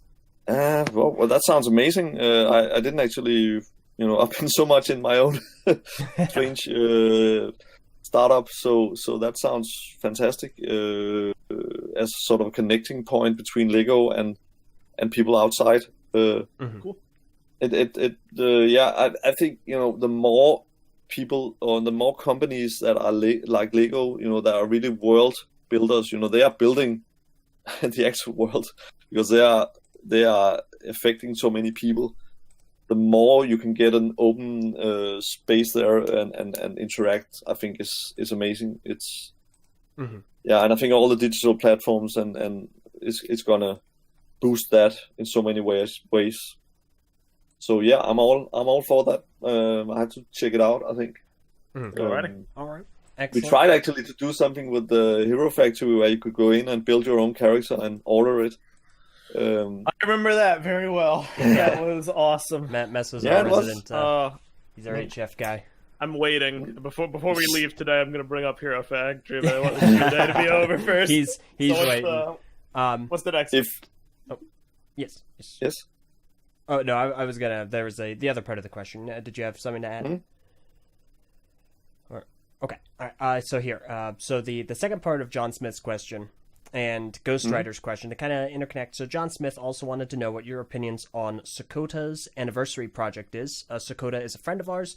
He has made a 20th anniversary Bionicle project for Lego Ideas. It ended up getting 10,000 supporters, which is what you need in order to go into the review stage. And it ended up not becoming a set. However, it's kind of seen revitalization on another website called Bricklink that Lego acquired recently. And it's currently in the process of hopefully becoming a set through that. He wanted to know your thoughts on that. However, it interconnects with the Ghost Rider's question. How do you feel about the idea of a potential Bionicle reboot as a minifigure scale system theme rather than Technic and Construction?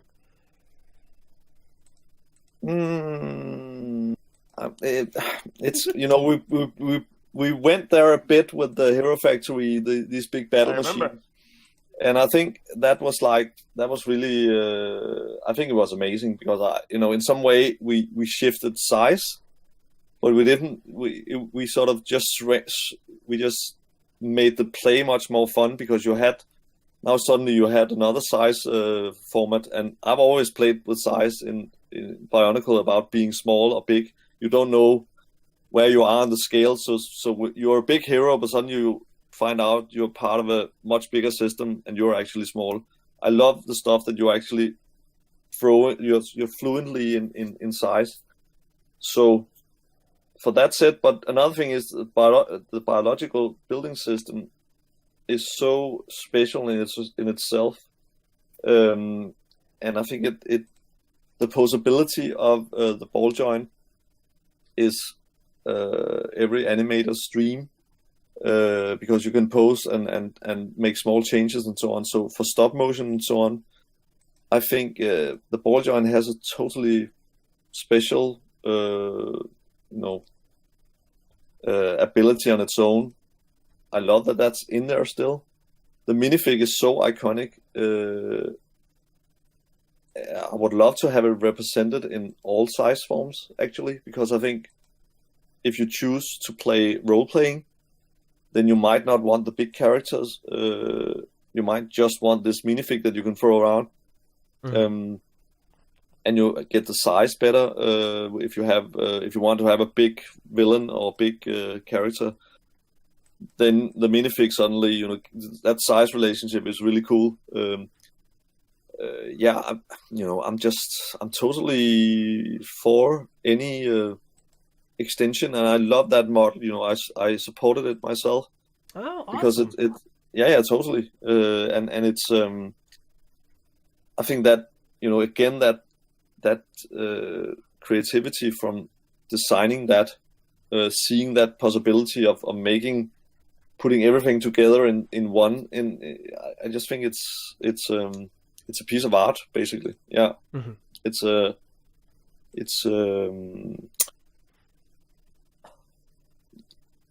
everything that I think should come out of something that's put on the shelf 20 years ago, as a product that was like trying to live for 3 years, and 20 years later, people are building stuff like that. I think that is an amazing journey, and we're sitting here talking about it 20 years later. It is a piece of culture, and it's part of our DNA. Yeah. So that is amazing, I think.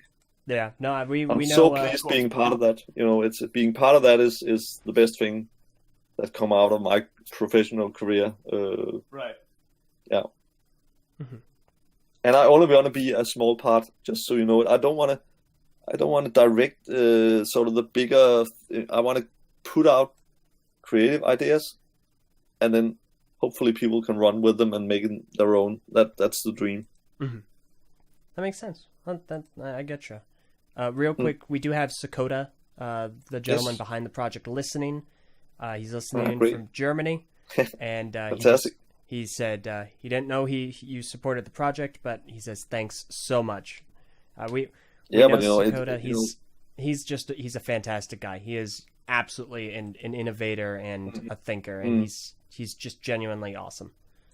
I follow all these designers on Instagram. I think I have 2,000 or 3,000 that I've sort of connected to that makes Bionicle related models on Instagram, and that community is amazing. I would love to be able to sort of embrace the whole thing.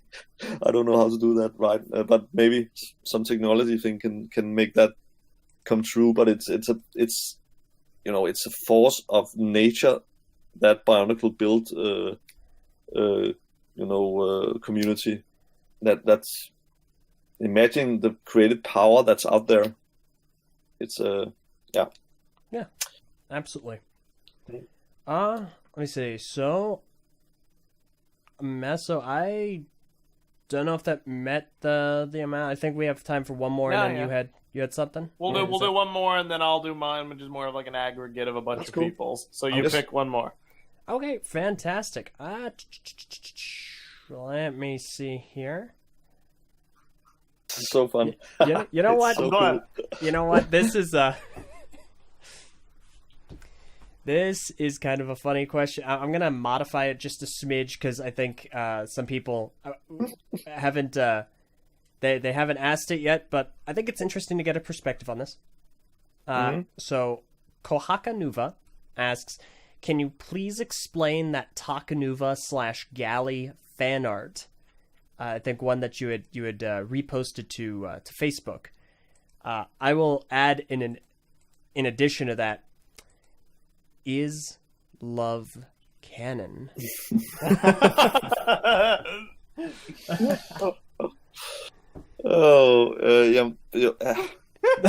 I'm sorry. It's another silly thing. What is love? Baby, don't hurt me. Don't hurt me. Okay. You'll love to see it. That's amazing. Yeah, but talking about biological chronicles, it is really difficult to get around the fact that certain parts are needed to carry life further into the future. And I'm not saying anything, not leaving anything out, but I'm just saying that, we had a long talk when Bionicle was created about how do you pass on life? Who is, who can do this? Do we have any relationship to what actually happens in the human world? And that's why we say, okay, could we have this idea? That's also, in Hero Factory we have the Hero Core, which is like a special heart that they can get powered up. In Bionicle, the idea, I think, was that, you had to, I think actually a female, I'm really getting into rough water here. Are you still there? Yeah, no, yep. We're here. I think the idea was that, if a male has to pass on life, he has to give his own. If a female can actually split her life source and create a new robot. Crazy. I'm awake. Continue. I'm not quite sure what I'm saying now. If that's something inside my brain or something we actually discussed. I'm 20 years back into inside a story room talking about these things. If anybody should ask ever. Mm-hmm. So now I'm trying to get back 20 years of. And this might be totally mumbo jumbo, whatever. And it's not canon in any way what I'm saying. But we just had to figure out how do you actually relate to a robot, and not having this most amazing thing of a human life that you are able to pass on life, and in some way, somewhere in between there is the principle of love, and I'm not sure how robots figure that out in the future. It's the question of finding humanity and all that. It's one of the interesting things that I think could be explored in the format of a thing like Bionicle, but obviously being a Lego property, there was never much room for that. But that's exactly why Rebel Nature is my sort of. I needed the human element to come on stage, and in some way I'm mixing, and now I'm getting really also into trouble. But if you see that triangle, and you have a robot in one, you have nature in the other, and you have a human.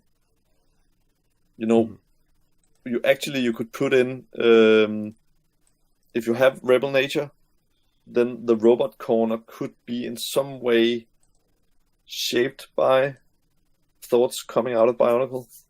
Mm-hmm. How does a robot think? Why do they act like they do? Do they have their own morale? I've heard about tests with electric cars or cars that drive on their own, and they have to do moral decisions when they are in a situation where they have to choose between hitting a kid in a carriage or another person.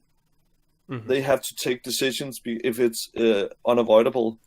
They have to make that moral judgment who to hit.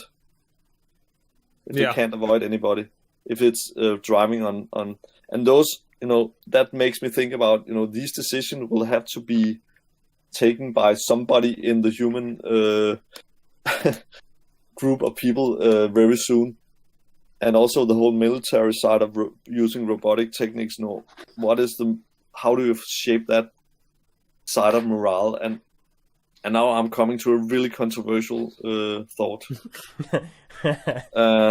It's okay. It's alright. If you want to manage that. What's that? What if the future robots were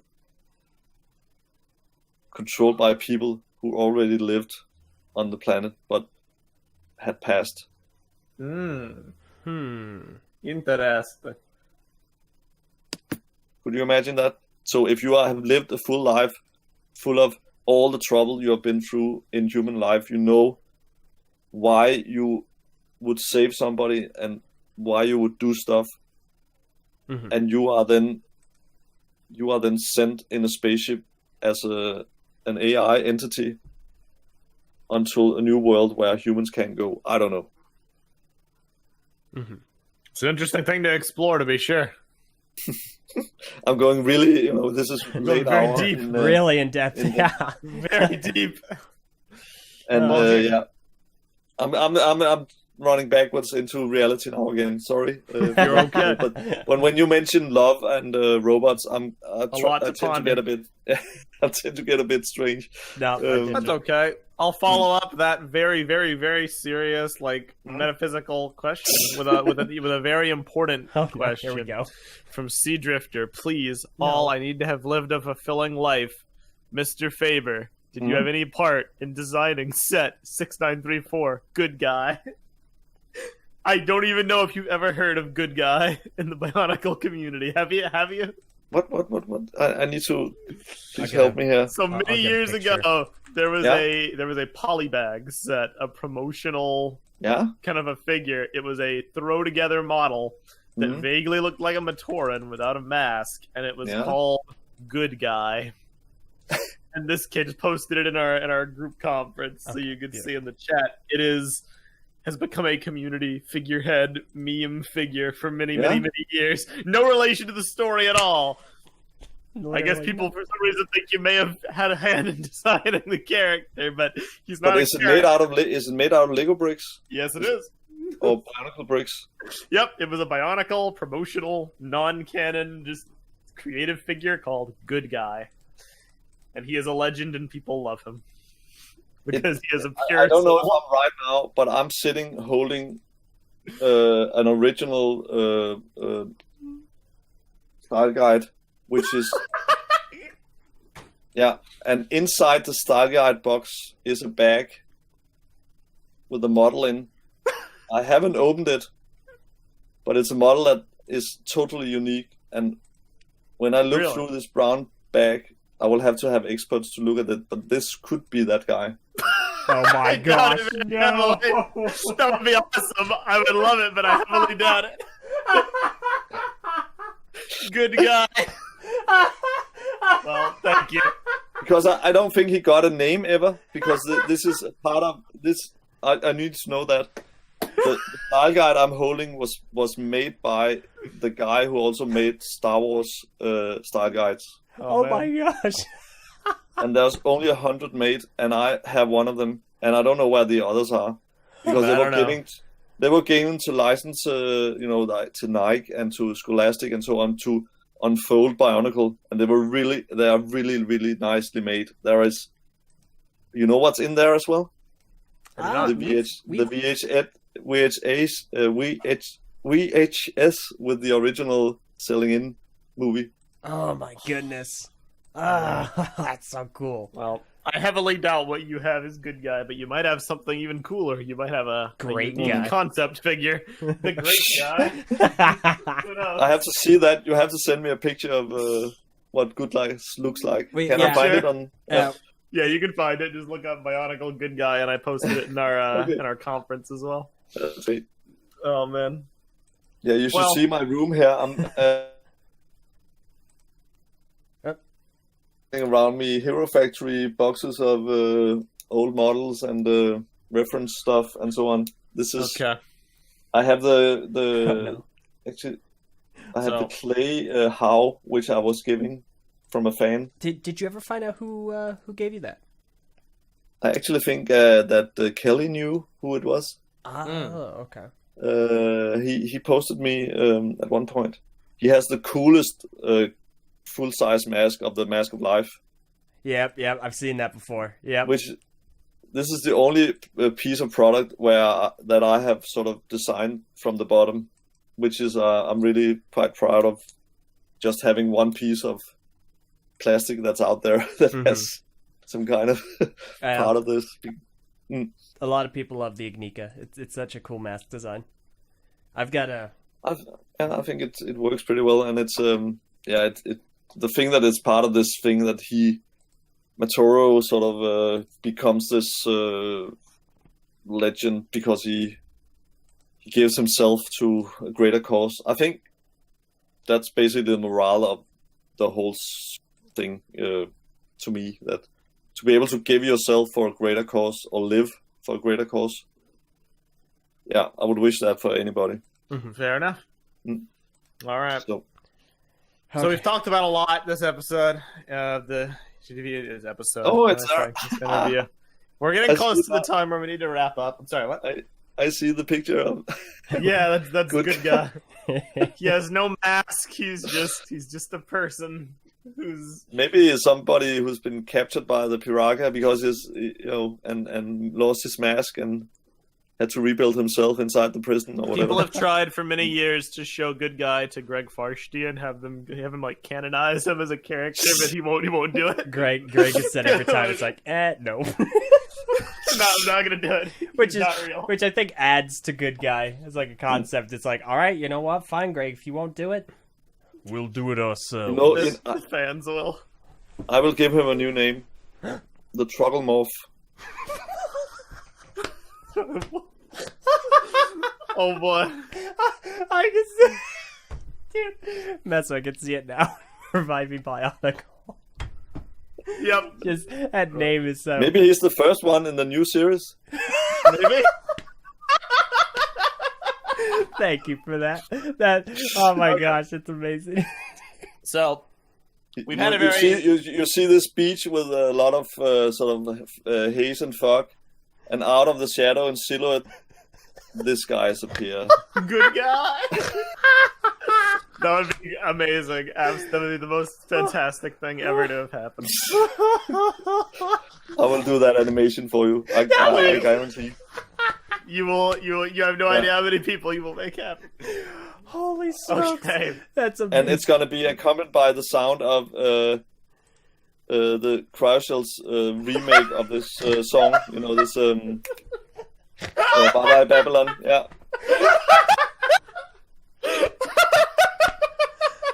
Oh my gosh. I can't. I'm just envisioning this in my head. I can't even. Oh my goodness. Okay. Yeah. Refo. You have something to look forward to now. Oh my gosh. So, Okay. throughout this interview, we have talked about a lot of things. We have talked Yes. about the past. We have talked about your future. We've talked about very deep things. But if you'll forgive me, it is time that for a moment I take off my professional hat AirPods. and I become a fanboy for a second. Are you okay with this? I because I want to talk to you about Hero Factory. Yeah. Because I am the self-proclaimed #1 Hero Factory fan on the planet, and I will fight anyone who tries to take that title from me. I love Hero Factory. I am working on getting a collection of every model ever released, and I'm very close. Wow. I think I need like 3 more.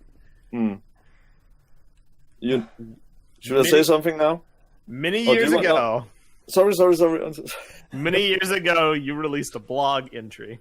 Hmm? And I don't know if you might remember it. It was essentially along the lines of the Hero Factory story Bible was actually really complex, and we had a lot of cool things planned for it. That blog entry is no longer up. I think you may have deleted it. Well, I'm is not it? sure why. It's not actually available anymore, but plenty of people were able to like archive it. Okay. My question for you: will we ever see anything from that story Bible or any more Hero Factory concepts? Because there is still fans out there.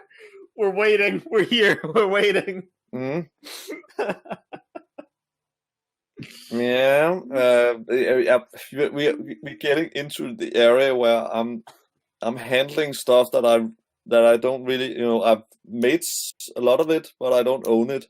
Yeah. Because I was working at Advance directly under Lego, and there's a lot of do you call it a lot of agreements there when you work on actual lines that are owned by Lego. Right. We of course we make this stuff, and that's that is actually when you work for Lego, you have to accept a certain way of life, and that is that when you are invited inside, then everything you do and everything you show outside is in some way confined or controlled or whatever.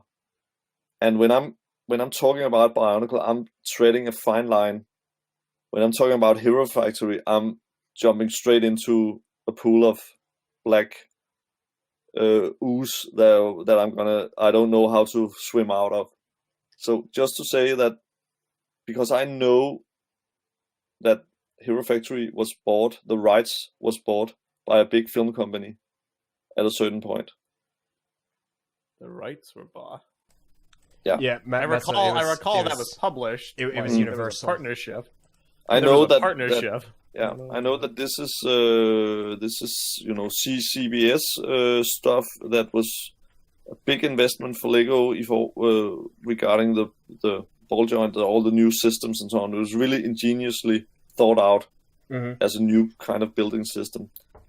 And I would love to be able to share the ideas there, because if you think that the underlying work of Bionicle is big, then welcome to Hero Factory. Hero Factory is it's like a tiny shed on the outskirts of New York when it comes to what the rest of the story contains. and you haven't gone into the big city yet. I'm thinking Hero Factory was an entrance point for a totally new way of telling about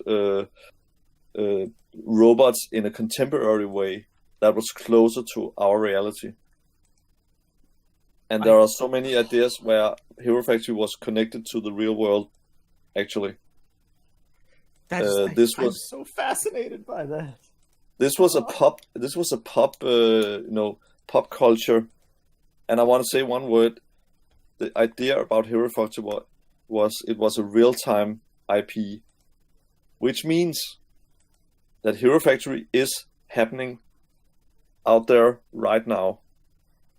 Which means that when the reporter of the Hero Factory radio show is sending out something, then that is what actually happens in the Hero Factory right now. So the whole idea about heroes landing on Earth was because that we had moved into their area of service, almost like a delivery service that has extended its sort of perimeter, and now they can start serving the Earth as well with these problem fighting creations in there from the Hero Factory. And funny enough, this comes together with the fact that humans are starting to use machines, thinking machines for more and more purposes. Mm-hmm. So we wanted to, in another way than the epic way of Bionicle, looking from the past into robotic life, Hero Factory was a way of looking from the present into robotic life. At the same time, all the time, trying to get people to think about how are machines gonna, not take over necessarily, but how are they gonna interact with our role? Because I generally think that the way we have our iPhone now, or our smartphone, that is basically a small hero without legs and arms sitting in our hand. And it's taking over a lot of tasks. It's just around the corner that it gets its own mobility. It can actually help you when you're a kid and can't you can't balance on your bicycle. This life phone or whatever will support you. And when you get older, this phone will know you better than anybody else on the planet. So this phone, or whatever it's called, can actually become this exo body that you are carried around by, that knows your every detail. Have I lost you, everybody? Nope. You're still. Trust me, I'm hanging on your every word. Have you seen the exosuits that people are building around the world, becomes part of your body, that makes you able to lift much more than you can, that makes you able to jump higher than you can? Mm-hmm. I'm seeing that is Hero Factory product, because it's actually sending a product to you that will either help you as an external robot, doing your dishes, or doing your the work that you don't want to do, or your gardening. But it can actually also become an exoskeleton carrying you around when you can't carry your own body. And I'm looking at Stephen Hawkins. He was the first customer of Hero Factory, because his body was carried around by a machine supporting his life. Mm-hmm. Am I? No, we're tracking. We're following. See, all of this, I love when this is described, because I feel like people give Hero Factory a bad rap, and they don't see the stuff it was actually trying to do. And I don't know, maybe if that's just because the cartoon, maybe people didn't get all those messages and those allegories from the cartoon. But like, I feel like there was so much to be done with it. There is, and I'm just saying, you must remember that every time you think about this, you think about the direct-to-video Bionicle movies, you think about the stuff that came out with Hero Factory and so on. we were fighting in an area where Lego had never been before. We were trying to make movies before any Lego movies were made. So there were people in there just trying to get it done as fast as possible. We were sitting in numerous meetings overnight with American companies trying to get them to make the right Bionicle film. I'm not saying this to criticize anybody, but it's just to say it's really, really hard to keep sort of this this tone of voice, this sort of really, really detailed, meticulous way of telling story that we really wanted from the movie to actually make that come through at the end. I think Creative Capers were the greatest guys to work with, and I've seen the jacket they've done and auctioned off for the 20 years. That's amazing. I think I'm going to sign it. I got somebody contacted me that actually bought that jacket. Oh yeah, wow. Yeah. Sign. Yep. So that's also a great story, a side story that is amazing. but just to say that we have been fighting on the productional side to get the quality as high as possible, and in some cases we've been working from a marketing budget trying to do a blockbuster film which doesn't fit together. Yeah. So where I'm heading for now is what I'm doing right now, because what I'm in now, that's called virtual production. It's a way of doing film and content using all the virtual skills that's available. And if you've seen Mandalorian, you know what I'm talking about. Mm-hmm. That is the ability I want to have at my disposal and at all other creative people's disposal, because imagine the creativity you can get out of, and it's also sustainable at the same time. So it makes so much sense because you don't have to travel, you don't have to build fantastic big set pieces without and having to pull them down afterwards because they can't be used for anything else. It makes so much sense, and it's creatively liberating in a way that's I've never thought that I should experience this in my lifetime, the stuff I'm seeing these days. And that is like I need to bring this to the world. I need to make something with this, and that's why Rebel Nature is in there, Bionicle is in there, Hero Factory is in there. Whatever I can push through this funnel to inspire people, that's gonna happen. Mm-hmm. If I can get the rights back for stuff, I will do it. I will get a piece of machinery that can make the stories come alive in a way you wouldn't believe. Mm-hmm.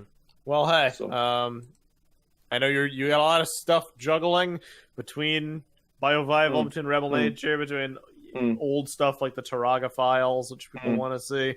But I'm just saying, if you're ever able, rights, whatever, people would still love to see cool behind-the-scenes HF stuff. The fan base does still exist, small though we might be.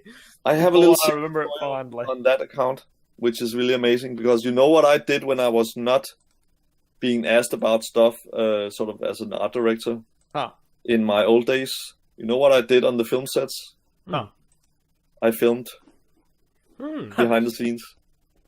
I have behind the scenes of all the Lego film productions I've been on. Wow. On mini TV. Gosh, Talk about fascinating. That sounds incredible. So I have all the commercials with physical product. I have recorded behind the scenes from those, and they're lying in my one of my cardboard boxes over here. Man. All right, well, fanboy mode off. Thank you for entertaining me. Hero Factory is great. Heroes to the core. Moving on. Oh my gosh. Great. Real quick, we got some super chats during the duration of this. I want to read out very briefly. Cronus gave 100, I think it's rubies, RUB. He says, "Dear Christian Faber, after all this time and years, I have to ask, who is the best boy from Paraka? I won't fall asleep until I know." So who's your favorite Paraka? Okay, God. It's all right. We remember the names. If you just want to say a color, you're all good. Yeah, but I'm trying to. We did this Clubhouse. Actually, Clubhouse. They had you know, the scene where they have this this industrial robot that picks up the mask in the movie, and the one that puts on their headpiece, and actually I think, who's the guy on this bull? Oh, Bezak. Yeah. I think that was the funniest thing we went totally crazy here, you know, just, you know, we made this robotic bad guy clubhouse location, like sort of blend between industrial and Batcave, and it was really fun. but yeah, all those guys are also, because we tried to break into sort of a more sort of urban vibe there, and it was just coming away from all the epic stuff and the sort of stone carvings and so on, and getting into more graffiti stuff, trying to keep it sort of at a high level still. I love the you know, when they're framed with on the sort of as criminals, and the wall breaks down, and it was so fun to make. Classic. Yeah. So I think, yeah, I why can't I answer that? I don't think I have. That's totally fine. I think that's a pretty good response. I like that. You gave a good reason for your favorite, or for I love all those a good argument small for movies we made. Yeah, the small movies were really nice, and you know, the whole thing about the fence, you know, also the, you know, Inika that came to this rainy location. That was like a dream to make that they you know, all these sort of slow motion scenes where they were. Oh, that was so nice. Iconic really. Commercials. Oh yeah, it was so good to make, and the songs came up there as well to kick off Cryoshell later on. So that was so good. All right. So many good memories. Next one is from Miri Sentico. He gave £10. Says nothing to add here. Just wanted to support the channel. Keep up the good work, TTV and Mr. Faber. He doesn't like to be called Mr. Faber. No, it's Christian. Listen, you're talking to Draw Boy, man. Draw Boy. That's a fun nickname. That really is. It must be Draw Dad now. There you go. It's even better. Because I'm dad funny. I'm you know, this doing all these jokes that nobody laughs about. That's my role right now in the family. So you've been making me laugh harder today than I have, was like, really amazing. all week. Yeah. That was amazing. This has been a blast. You know, my daughter's party, for when she was like she was, I don't know what's called in English, when you go into the adult sort of, when you are what's it called, when you have a party when you're getting to a certain age, in Denmark at least. Okay. I did a rap. Oh my gosh. You know, it was what's it called, embarrassing dad and dad funny in the house. Yeah, it was so embarrassing. But I told her, I'm gonna give you 3 speeches on your party here. One that's cute, one that's a bit more where you are sort of a bit more teased, and then one that's really, really embarrassing. And she was like so nervous. She didn't know that I was gonna embarrass myself instead of her. So that was quite fun. That is amazing. Next up, Trevor Samora gave $50. Thank you. Thank you so much. Says, please do not break the momentum to read this out loud, which is why I waited till the end. I got you, dude. Just wanted to support this amazing and wonderful happening, and for the people involved. Truly admire you all. Very sorry if I'm breaking the rules. No, not breaking any rules. Thank you for supporting the show and for listening today. Even if you did break the rules, that'd make you a rebel. That's amazing. Yeah, that's right on. Creativity. Last one is from Sir Perry, $25. Says, I got a joke question and a real question. Was the Bionicle HOW inspired by the Warhammer 40k Space Marine helmet?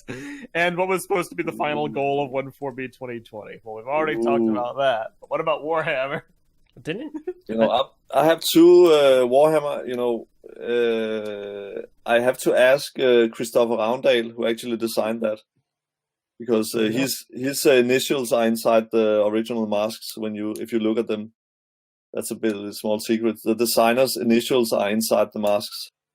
Did you know that? I did not know that. If you look inside the original How, the red one, it says CR, and that's Christopher, who's my good friend and the best designer ever. I'm not gonna pull anybody out, but he has been so amazing through all the years. Oh, so, shoot! I didn't know that. No. I don't know if I'm supposed. Now I'm gonna be. I may go to jail now. But sorry. No! All right, everyone. This is the new goal of 14B2020. We're gonna break Christian out of jail. Let's go. There you go. That's a Hero Factory episode. I know. Freak out. Well, suddenly a friend just popping into the chat. Thank you for. Could you please bring Good Guy as well? He's a good jailbreaker. Yes. Trogomorph is coming in. Yes, Trogomorphs. Yeah. But yes, there was another question in there as well. No. They were just asking what the end goal was about 14B 2020, but we've kind of already got into that. Unless you want to. Actually, I think sitting here talking to you was the end goal. Or no, it was not the end goal. It was the beginning. It was opening the door to this fantastic community. Yeah. Fair enough. It has served everything it should, and now we're on to the next path. Mm-hmm. Thank you. And I think good stuff. I think that's actually a really good segue into, because all the super chats are done. Is that right, Meso? Yeah, we're done. It was just the last one from Connor. Thank you. Yeah, that's basically what we're angling towards. So I'll go ahead and let you, Meso, ask that one. Since I asked the first question, go with the last one. The last question for the day is from our patron chat from a man named Connor Hoffman.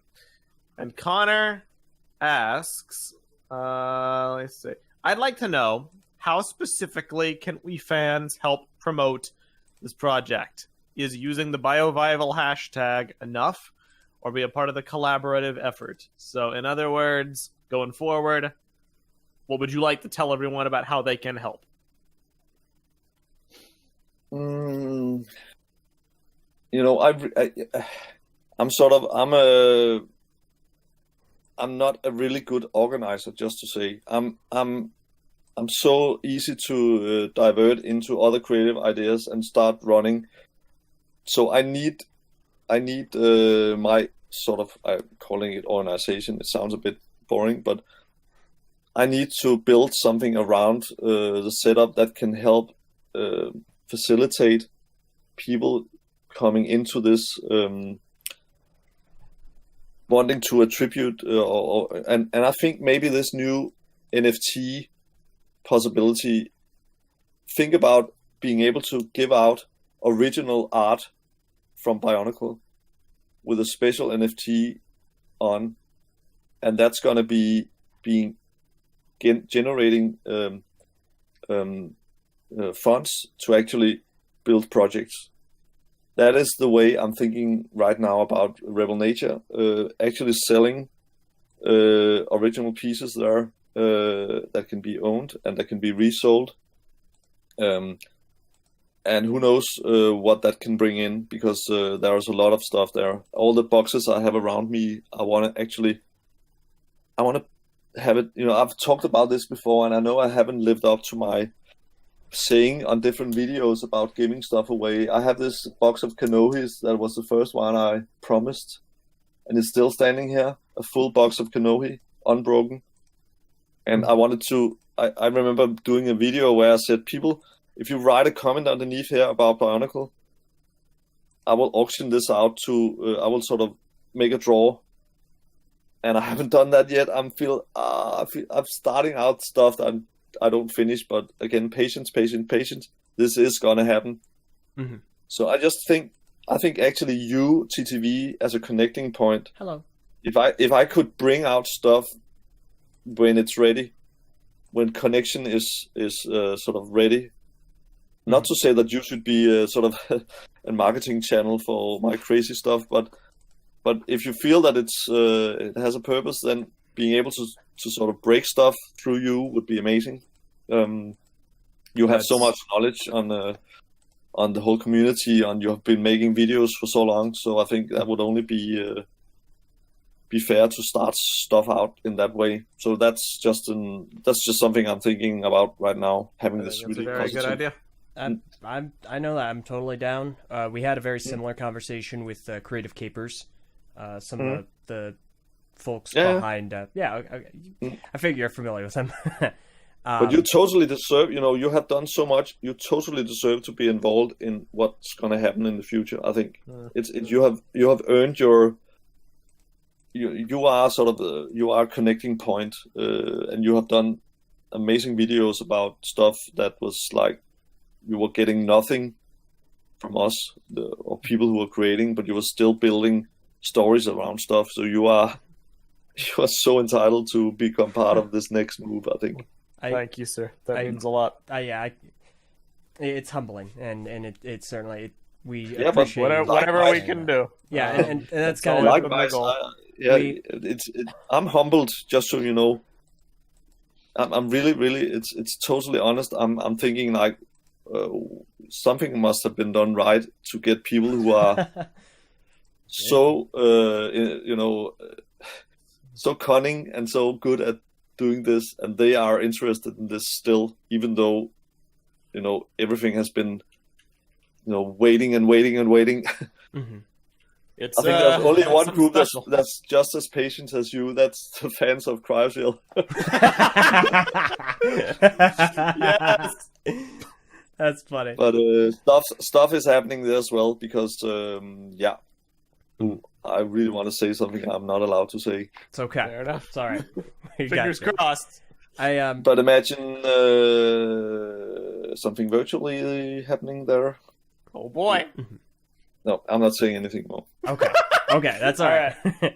I think there's one more thing that I saw that I forgot to read that I kind of just want to do real fast. It was a question from A-Man. Do the prototypes for Boneheads of Voodoo Island still exist? I don't know. I only have that video, but Fair enough. That remote control one is the coolest thing I've ever seen.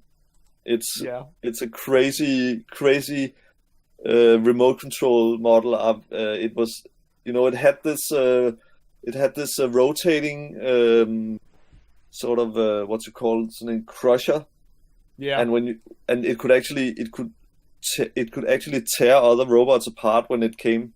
Oh wow! It actually split them apart, so it would actually be able to take masks off the face of other characters. And I'm looking at that robot war. Sometimes these things happening on TV where robots go at each other inside a cage, and I'm thinking that could be pretty crazy with a Bionicle twist. That would be, but yeah. I'm not throwing in anything in there, but it's just, I would love to have those models physically, definitely.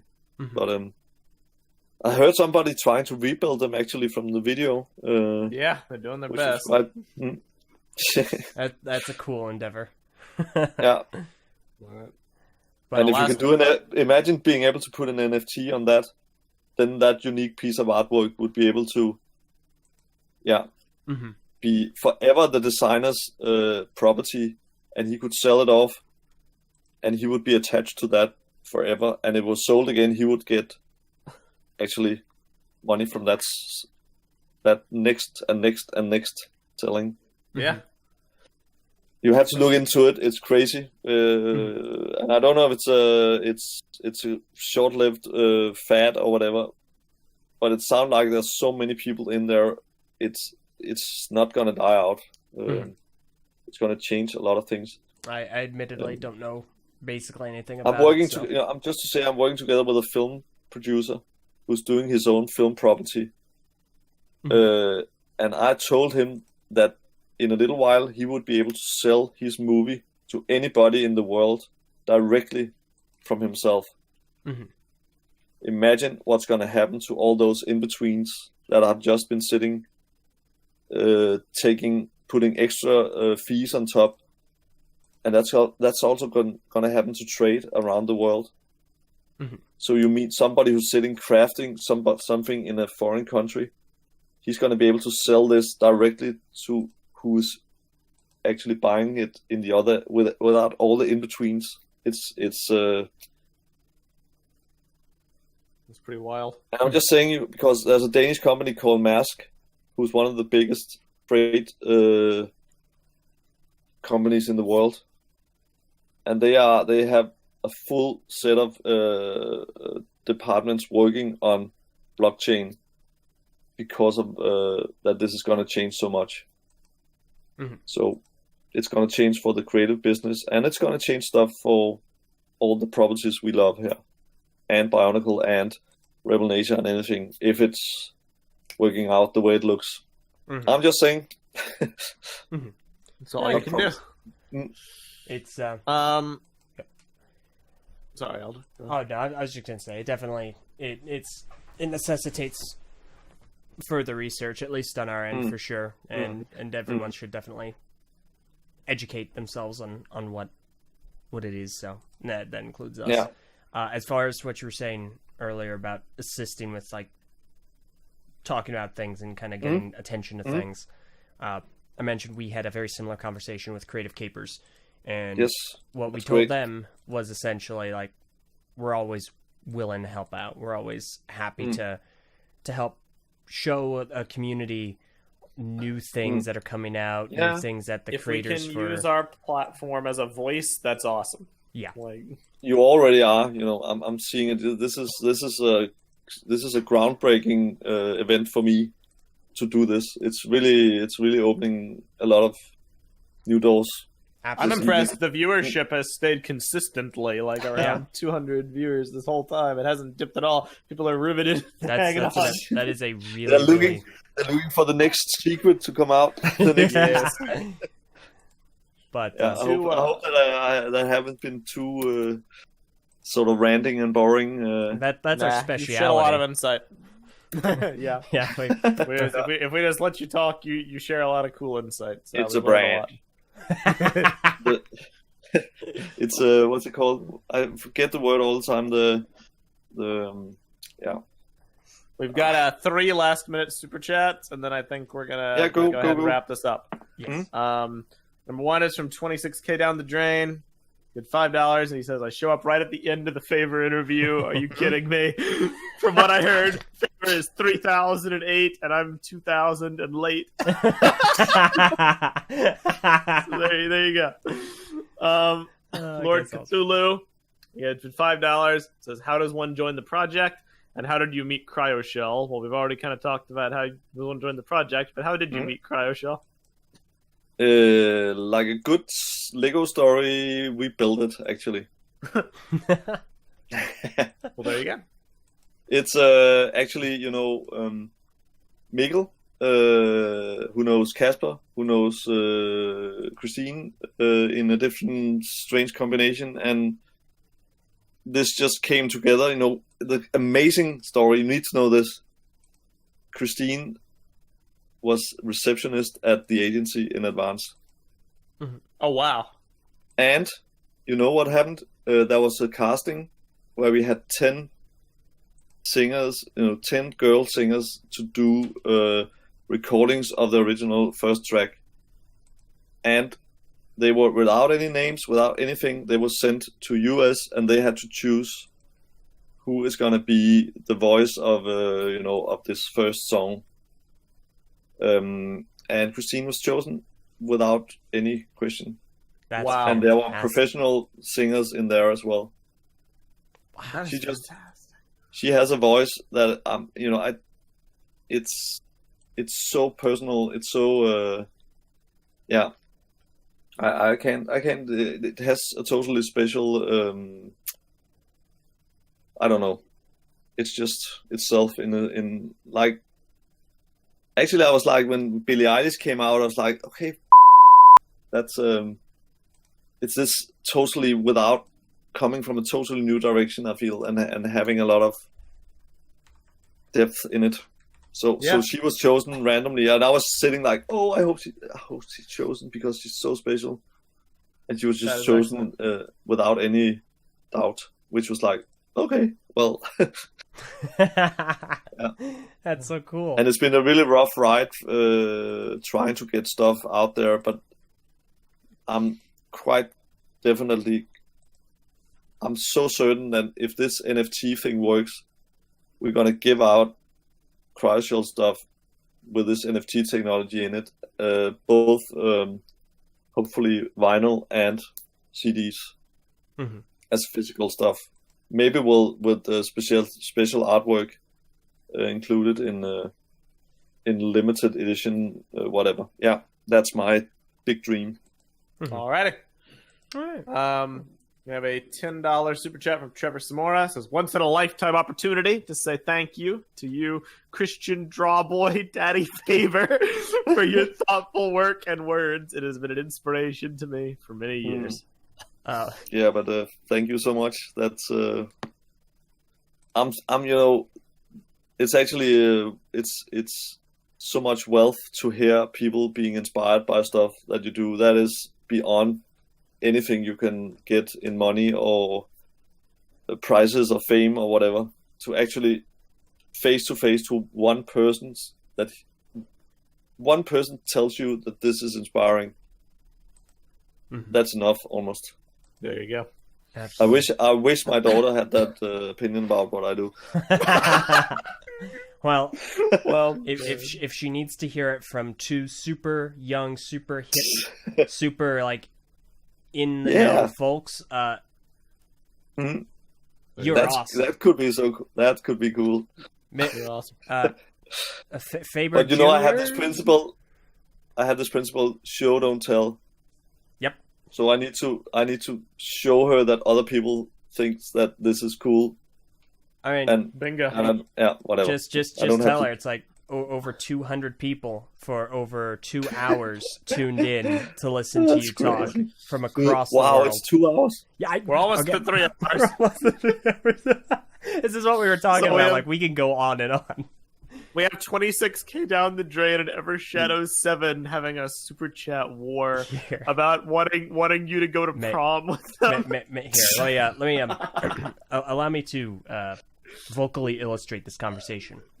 It starts with Evershadow, and then 26K continues. Mr. Faber, will you go to prom with me? No, go to prom with me. No, you love me more. Nuh-uh. Yeah. Nuh-uh. That's literally playing out in our chat right now. That is, and listen, like, we appreciate the super chats, but guys, come on, relax. Can I just being a Dane? I've never been to a prom. I need to know what this includes. Dancing. You just dancing. Drinking fruit punch. I don't know. Yeah. Can I do a haka dance? Sure. I think they'd allow that. Okay. Yeah. Like the one yelling and screaming and looking strange in the face. Of course. Why not? And I have to have tattoos all over my body. Totally fine. You blend right in. I'm gonna look like good guy, I think. Oh my goodness. All right, that's it. Okay.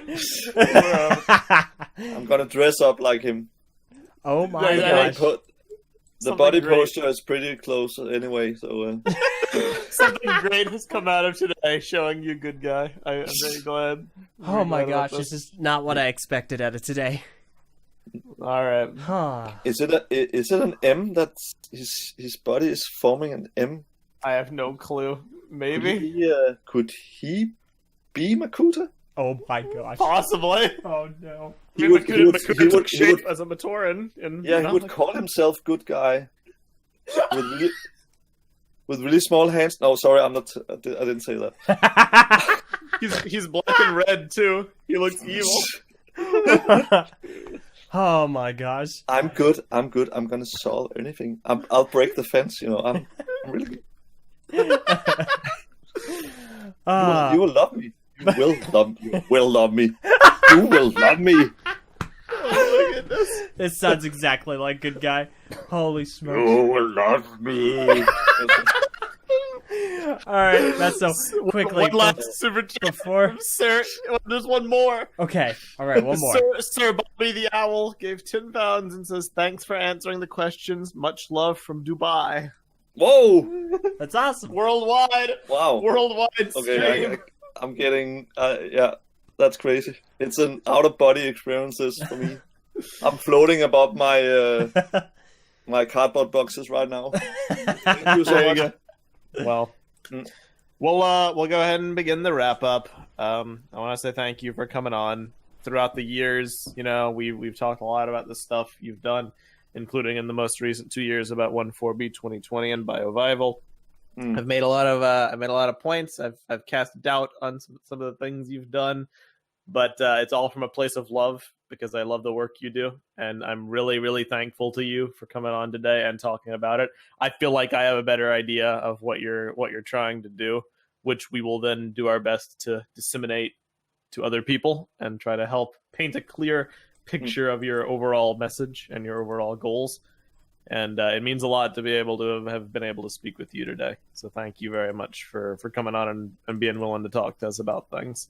I don't know how to thank you for this, because this is amazing. It's really. And please keep criticizing. You know, I hate it when it's just oh, this is so great, fantastic. You know, it's so much more interesting when you say, what is this? You know, well, it's all about different perspectives. Like you're an artist, you're a creator, you've done a lot in this world, and all I really know is the small niche perspective of the community. But if we pool resources and we pool creativity and perspectives, it comes out to a good end goal. That's the spirit. That's so good. Thank you for inviting me, and thanks for the rants that actually called upon this. So the good old as rants. I always say, all the bad stuff is gonna push us into good stuff. It's so I'm not afraid of criticism. I'm not afraid of discussions or things not making sense. No, for sure. I have a little last story. I have a little game with myself when I'm walking on a pedestrian street. We have these slabs of stone. I always look for the broken ones. They are amazing, and they contain stories. How did this slab of stone break? All the other ones that are not broken are so uninteresting. So that's why, I know that a lot of people that's been in this community have struggled with stuff like being bullied at school, and they've really gone into using Bionicle as an escape or whatever. But just to say, the broken ones are the most interesting. They contain all the stories that make sense. Definitely. I think that makes a lot of sense. Really, Oh. I don't know if I should end on such That's fine. sort of a high note, but I think that's perfect. LJ, do you have any last words to say? Definitely. We never shy away from saying difficult things and being honest. We definitely we take a lot of pride in being honest about our opinions, even if sometimes it doesn't come off the best way. It can be harsh. It can be ridiculous. It could be. There's a word I want to use. It's not theatrical. There we go. Theatrical.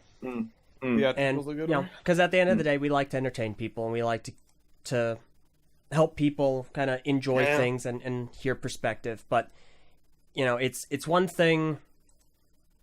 It's one thing to be a part of creative processes and look at what other people are doing and listen to what other people are doing, and it's another to engage. And we are so immensely grateful that you took the time today to engage with us, to really help kind of share with us the true meaning behind what you're doing. And we're not going to stop being honest and open and wanting to engage. And we're here to we have this. We're fortunate enough to have this platform to try and help others do the same. And we really want to help out in any way that we can to help engagements happen more and more and more. Amazing. So again, thank you so much for being here. This has been an absolute blast. This has been so much fun. This is one of We've been laughing so much. We That's have. amazing. Yeah. That's so good. Yeah, and I think this is one of the wildest interviews I've gotten to be a part of, and thank you. And I'm super excited to help host the panel with you and Bob Thompson and Greg Farshty and Martin Anderson. Yeah. It's gonna be a blast. But thank you for this. This has been wonderful. Crazy. That's gonna be crazy. Thank you so much, everybody who's listening. And this is an amazing experience for me. You know, it's just. I hope it's the first of a lot of events or stuff we can do. By all means. So thank you. You know where to find us. I'm humbled and totally energized. Good stuff. So fantastic. Thank you, and have a good evening. Yes. It's close to midnight here, so We gotta get you to sleep. We'll go ahead and we'll sign off the stream, and then we'll say goodbye. So thank you very much, guys, for watching today. If you'd like to leave your comments on this interview, please feel free to do so in the comments section below, or on the TTV message boards at board.ttvchannel.com, and follow Christian Faber's Instagram at FabFrames, FabFrames, for all sorts of concept postings and developmental updates that he will share over there. Thank you all for watching, and we will see you next time. Farewell. bye. Farewell.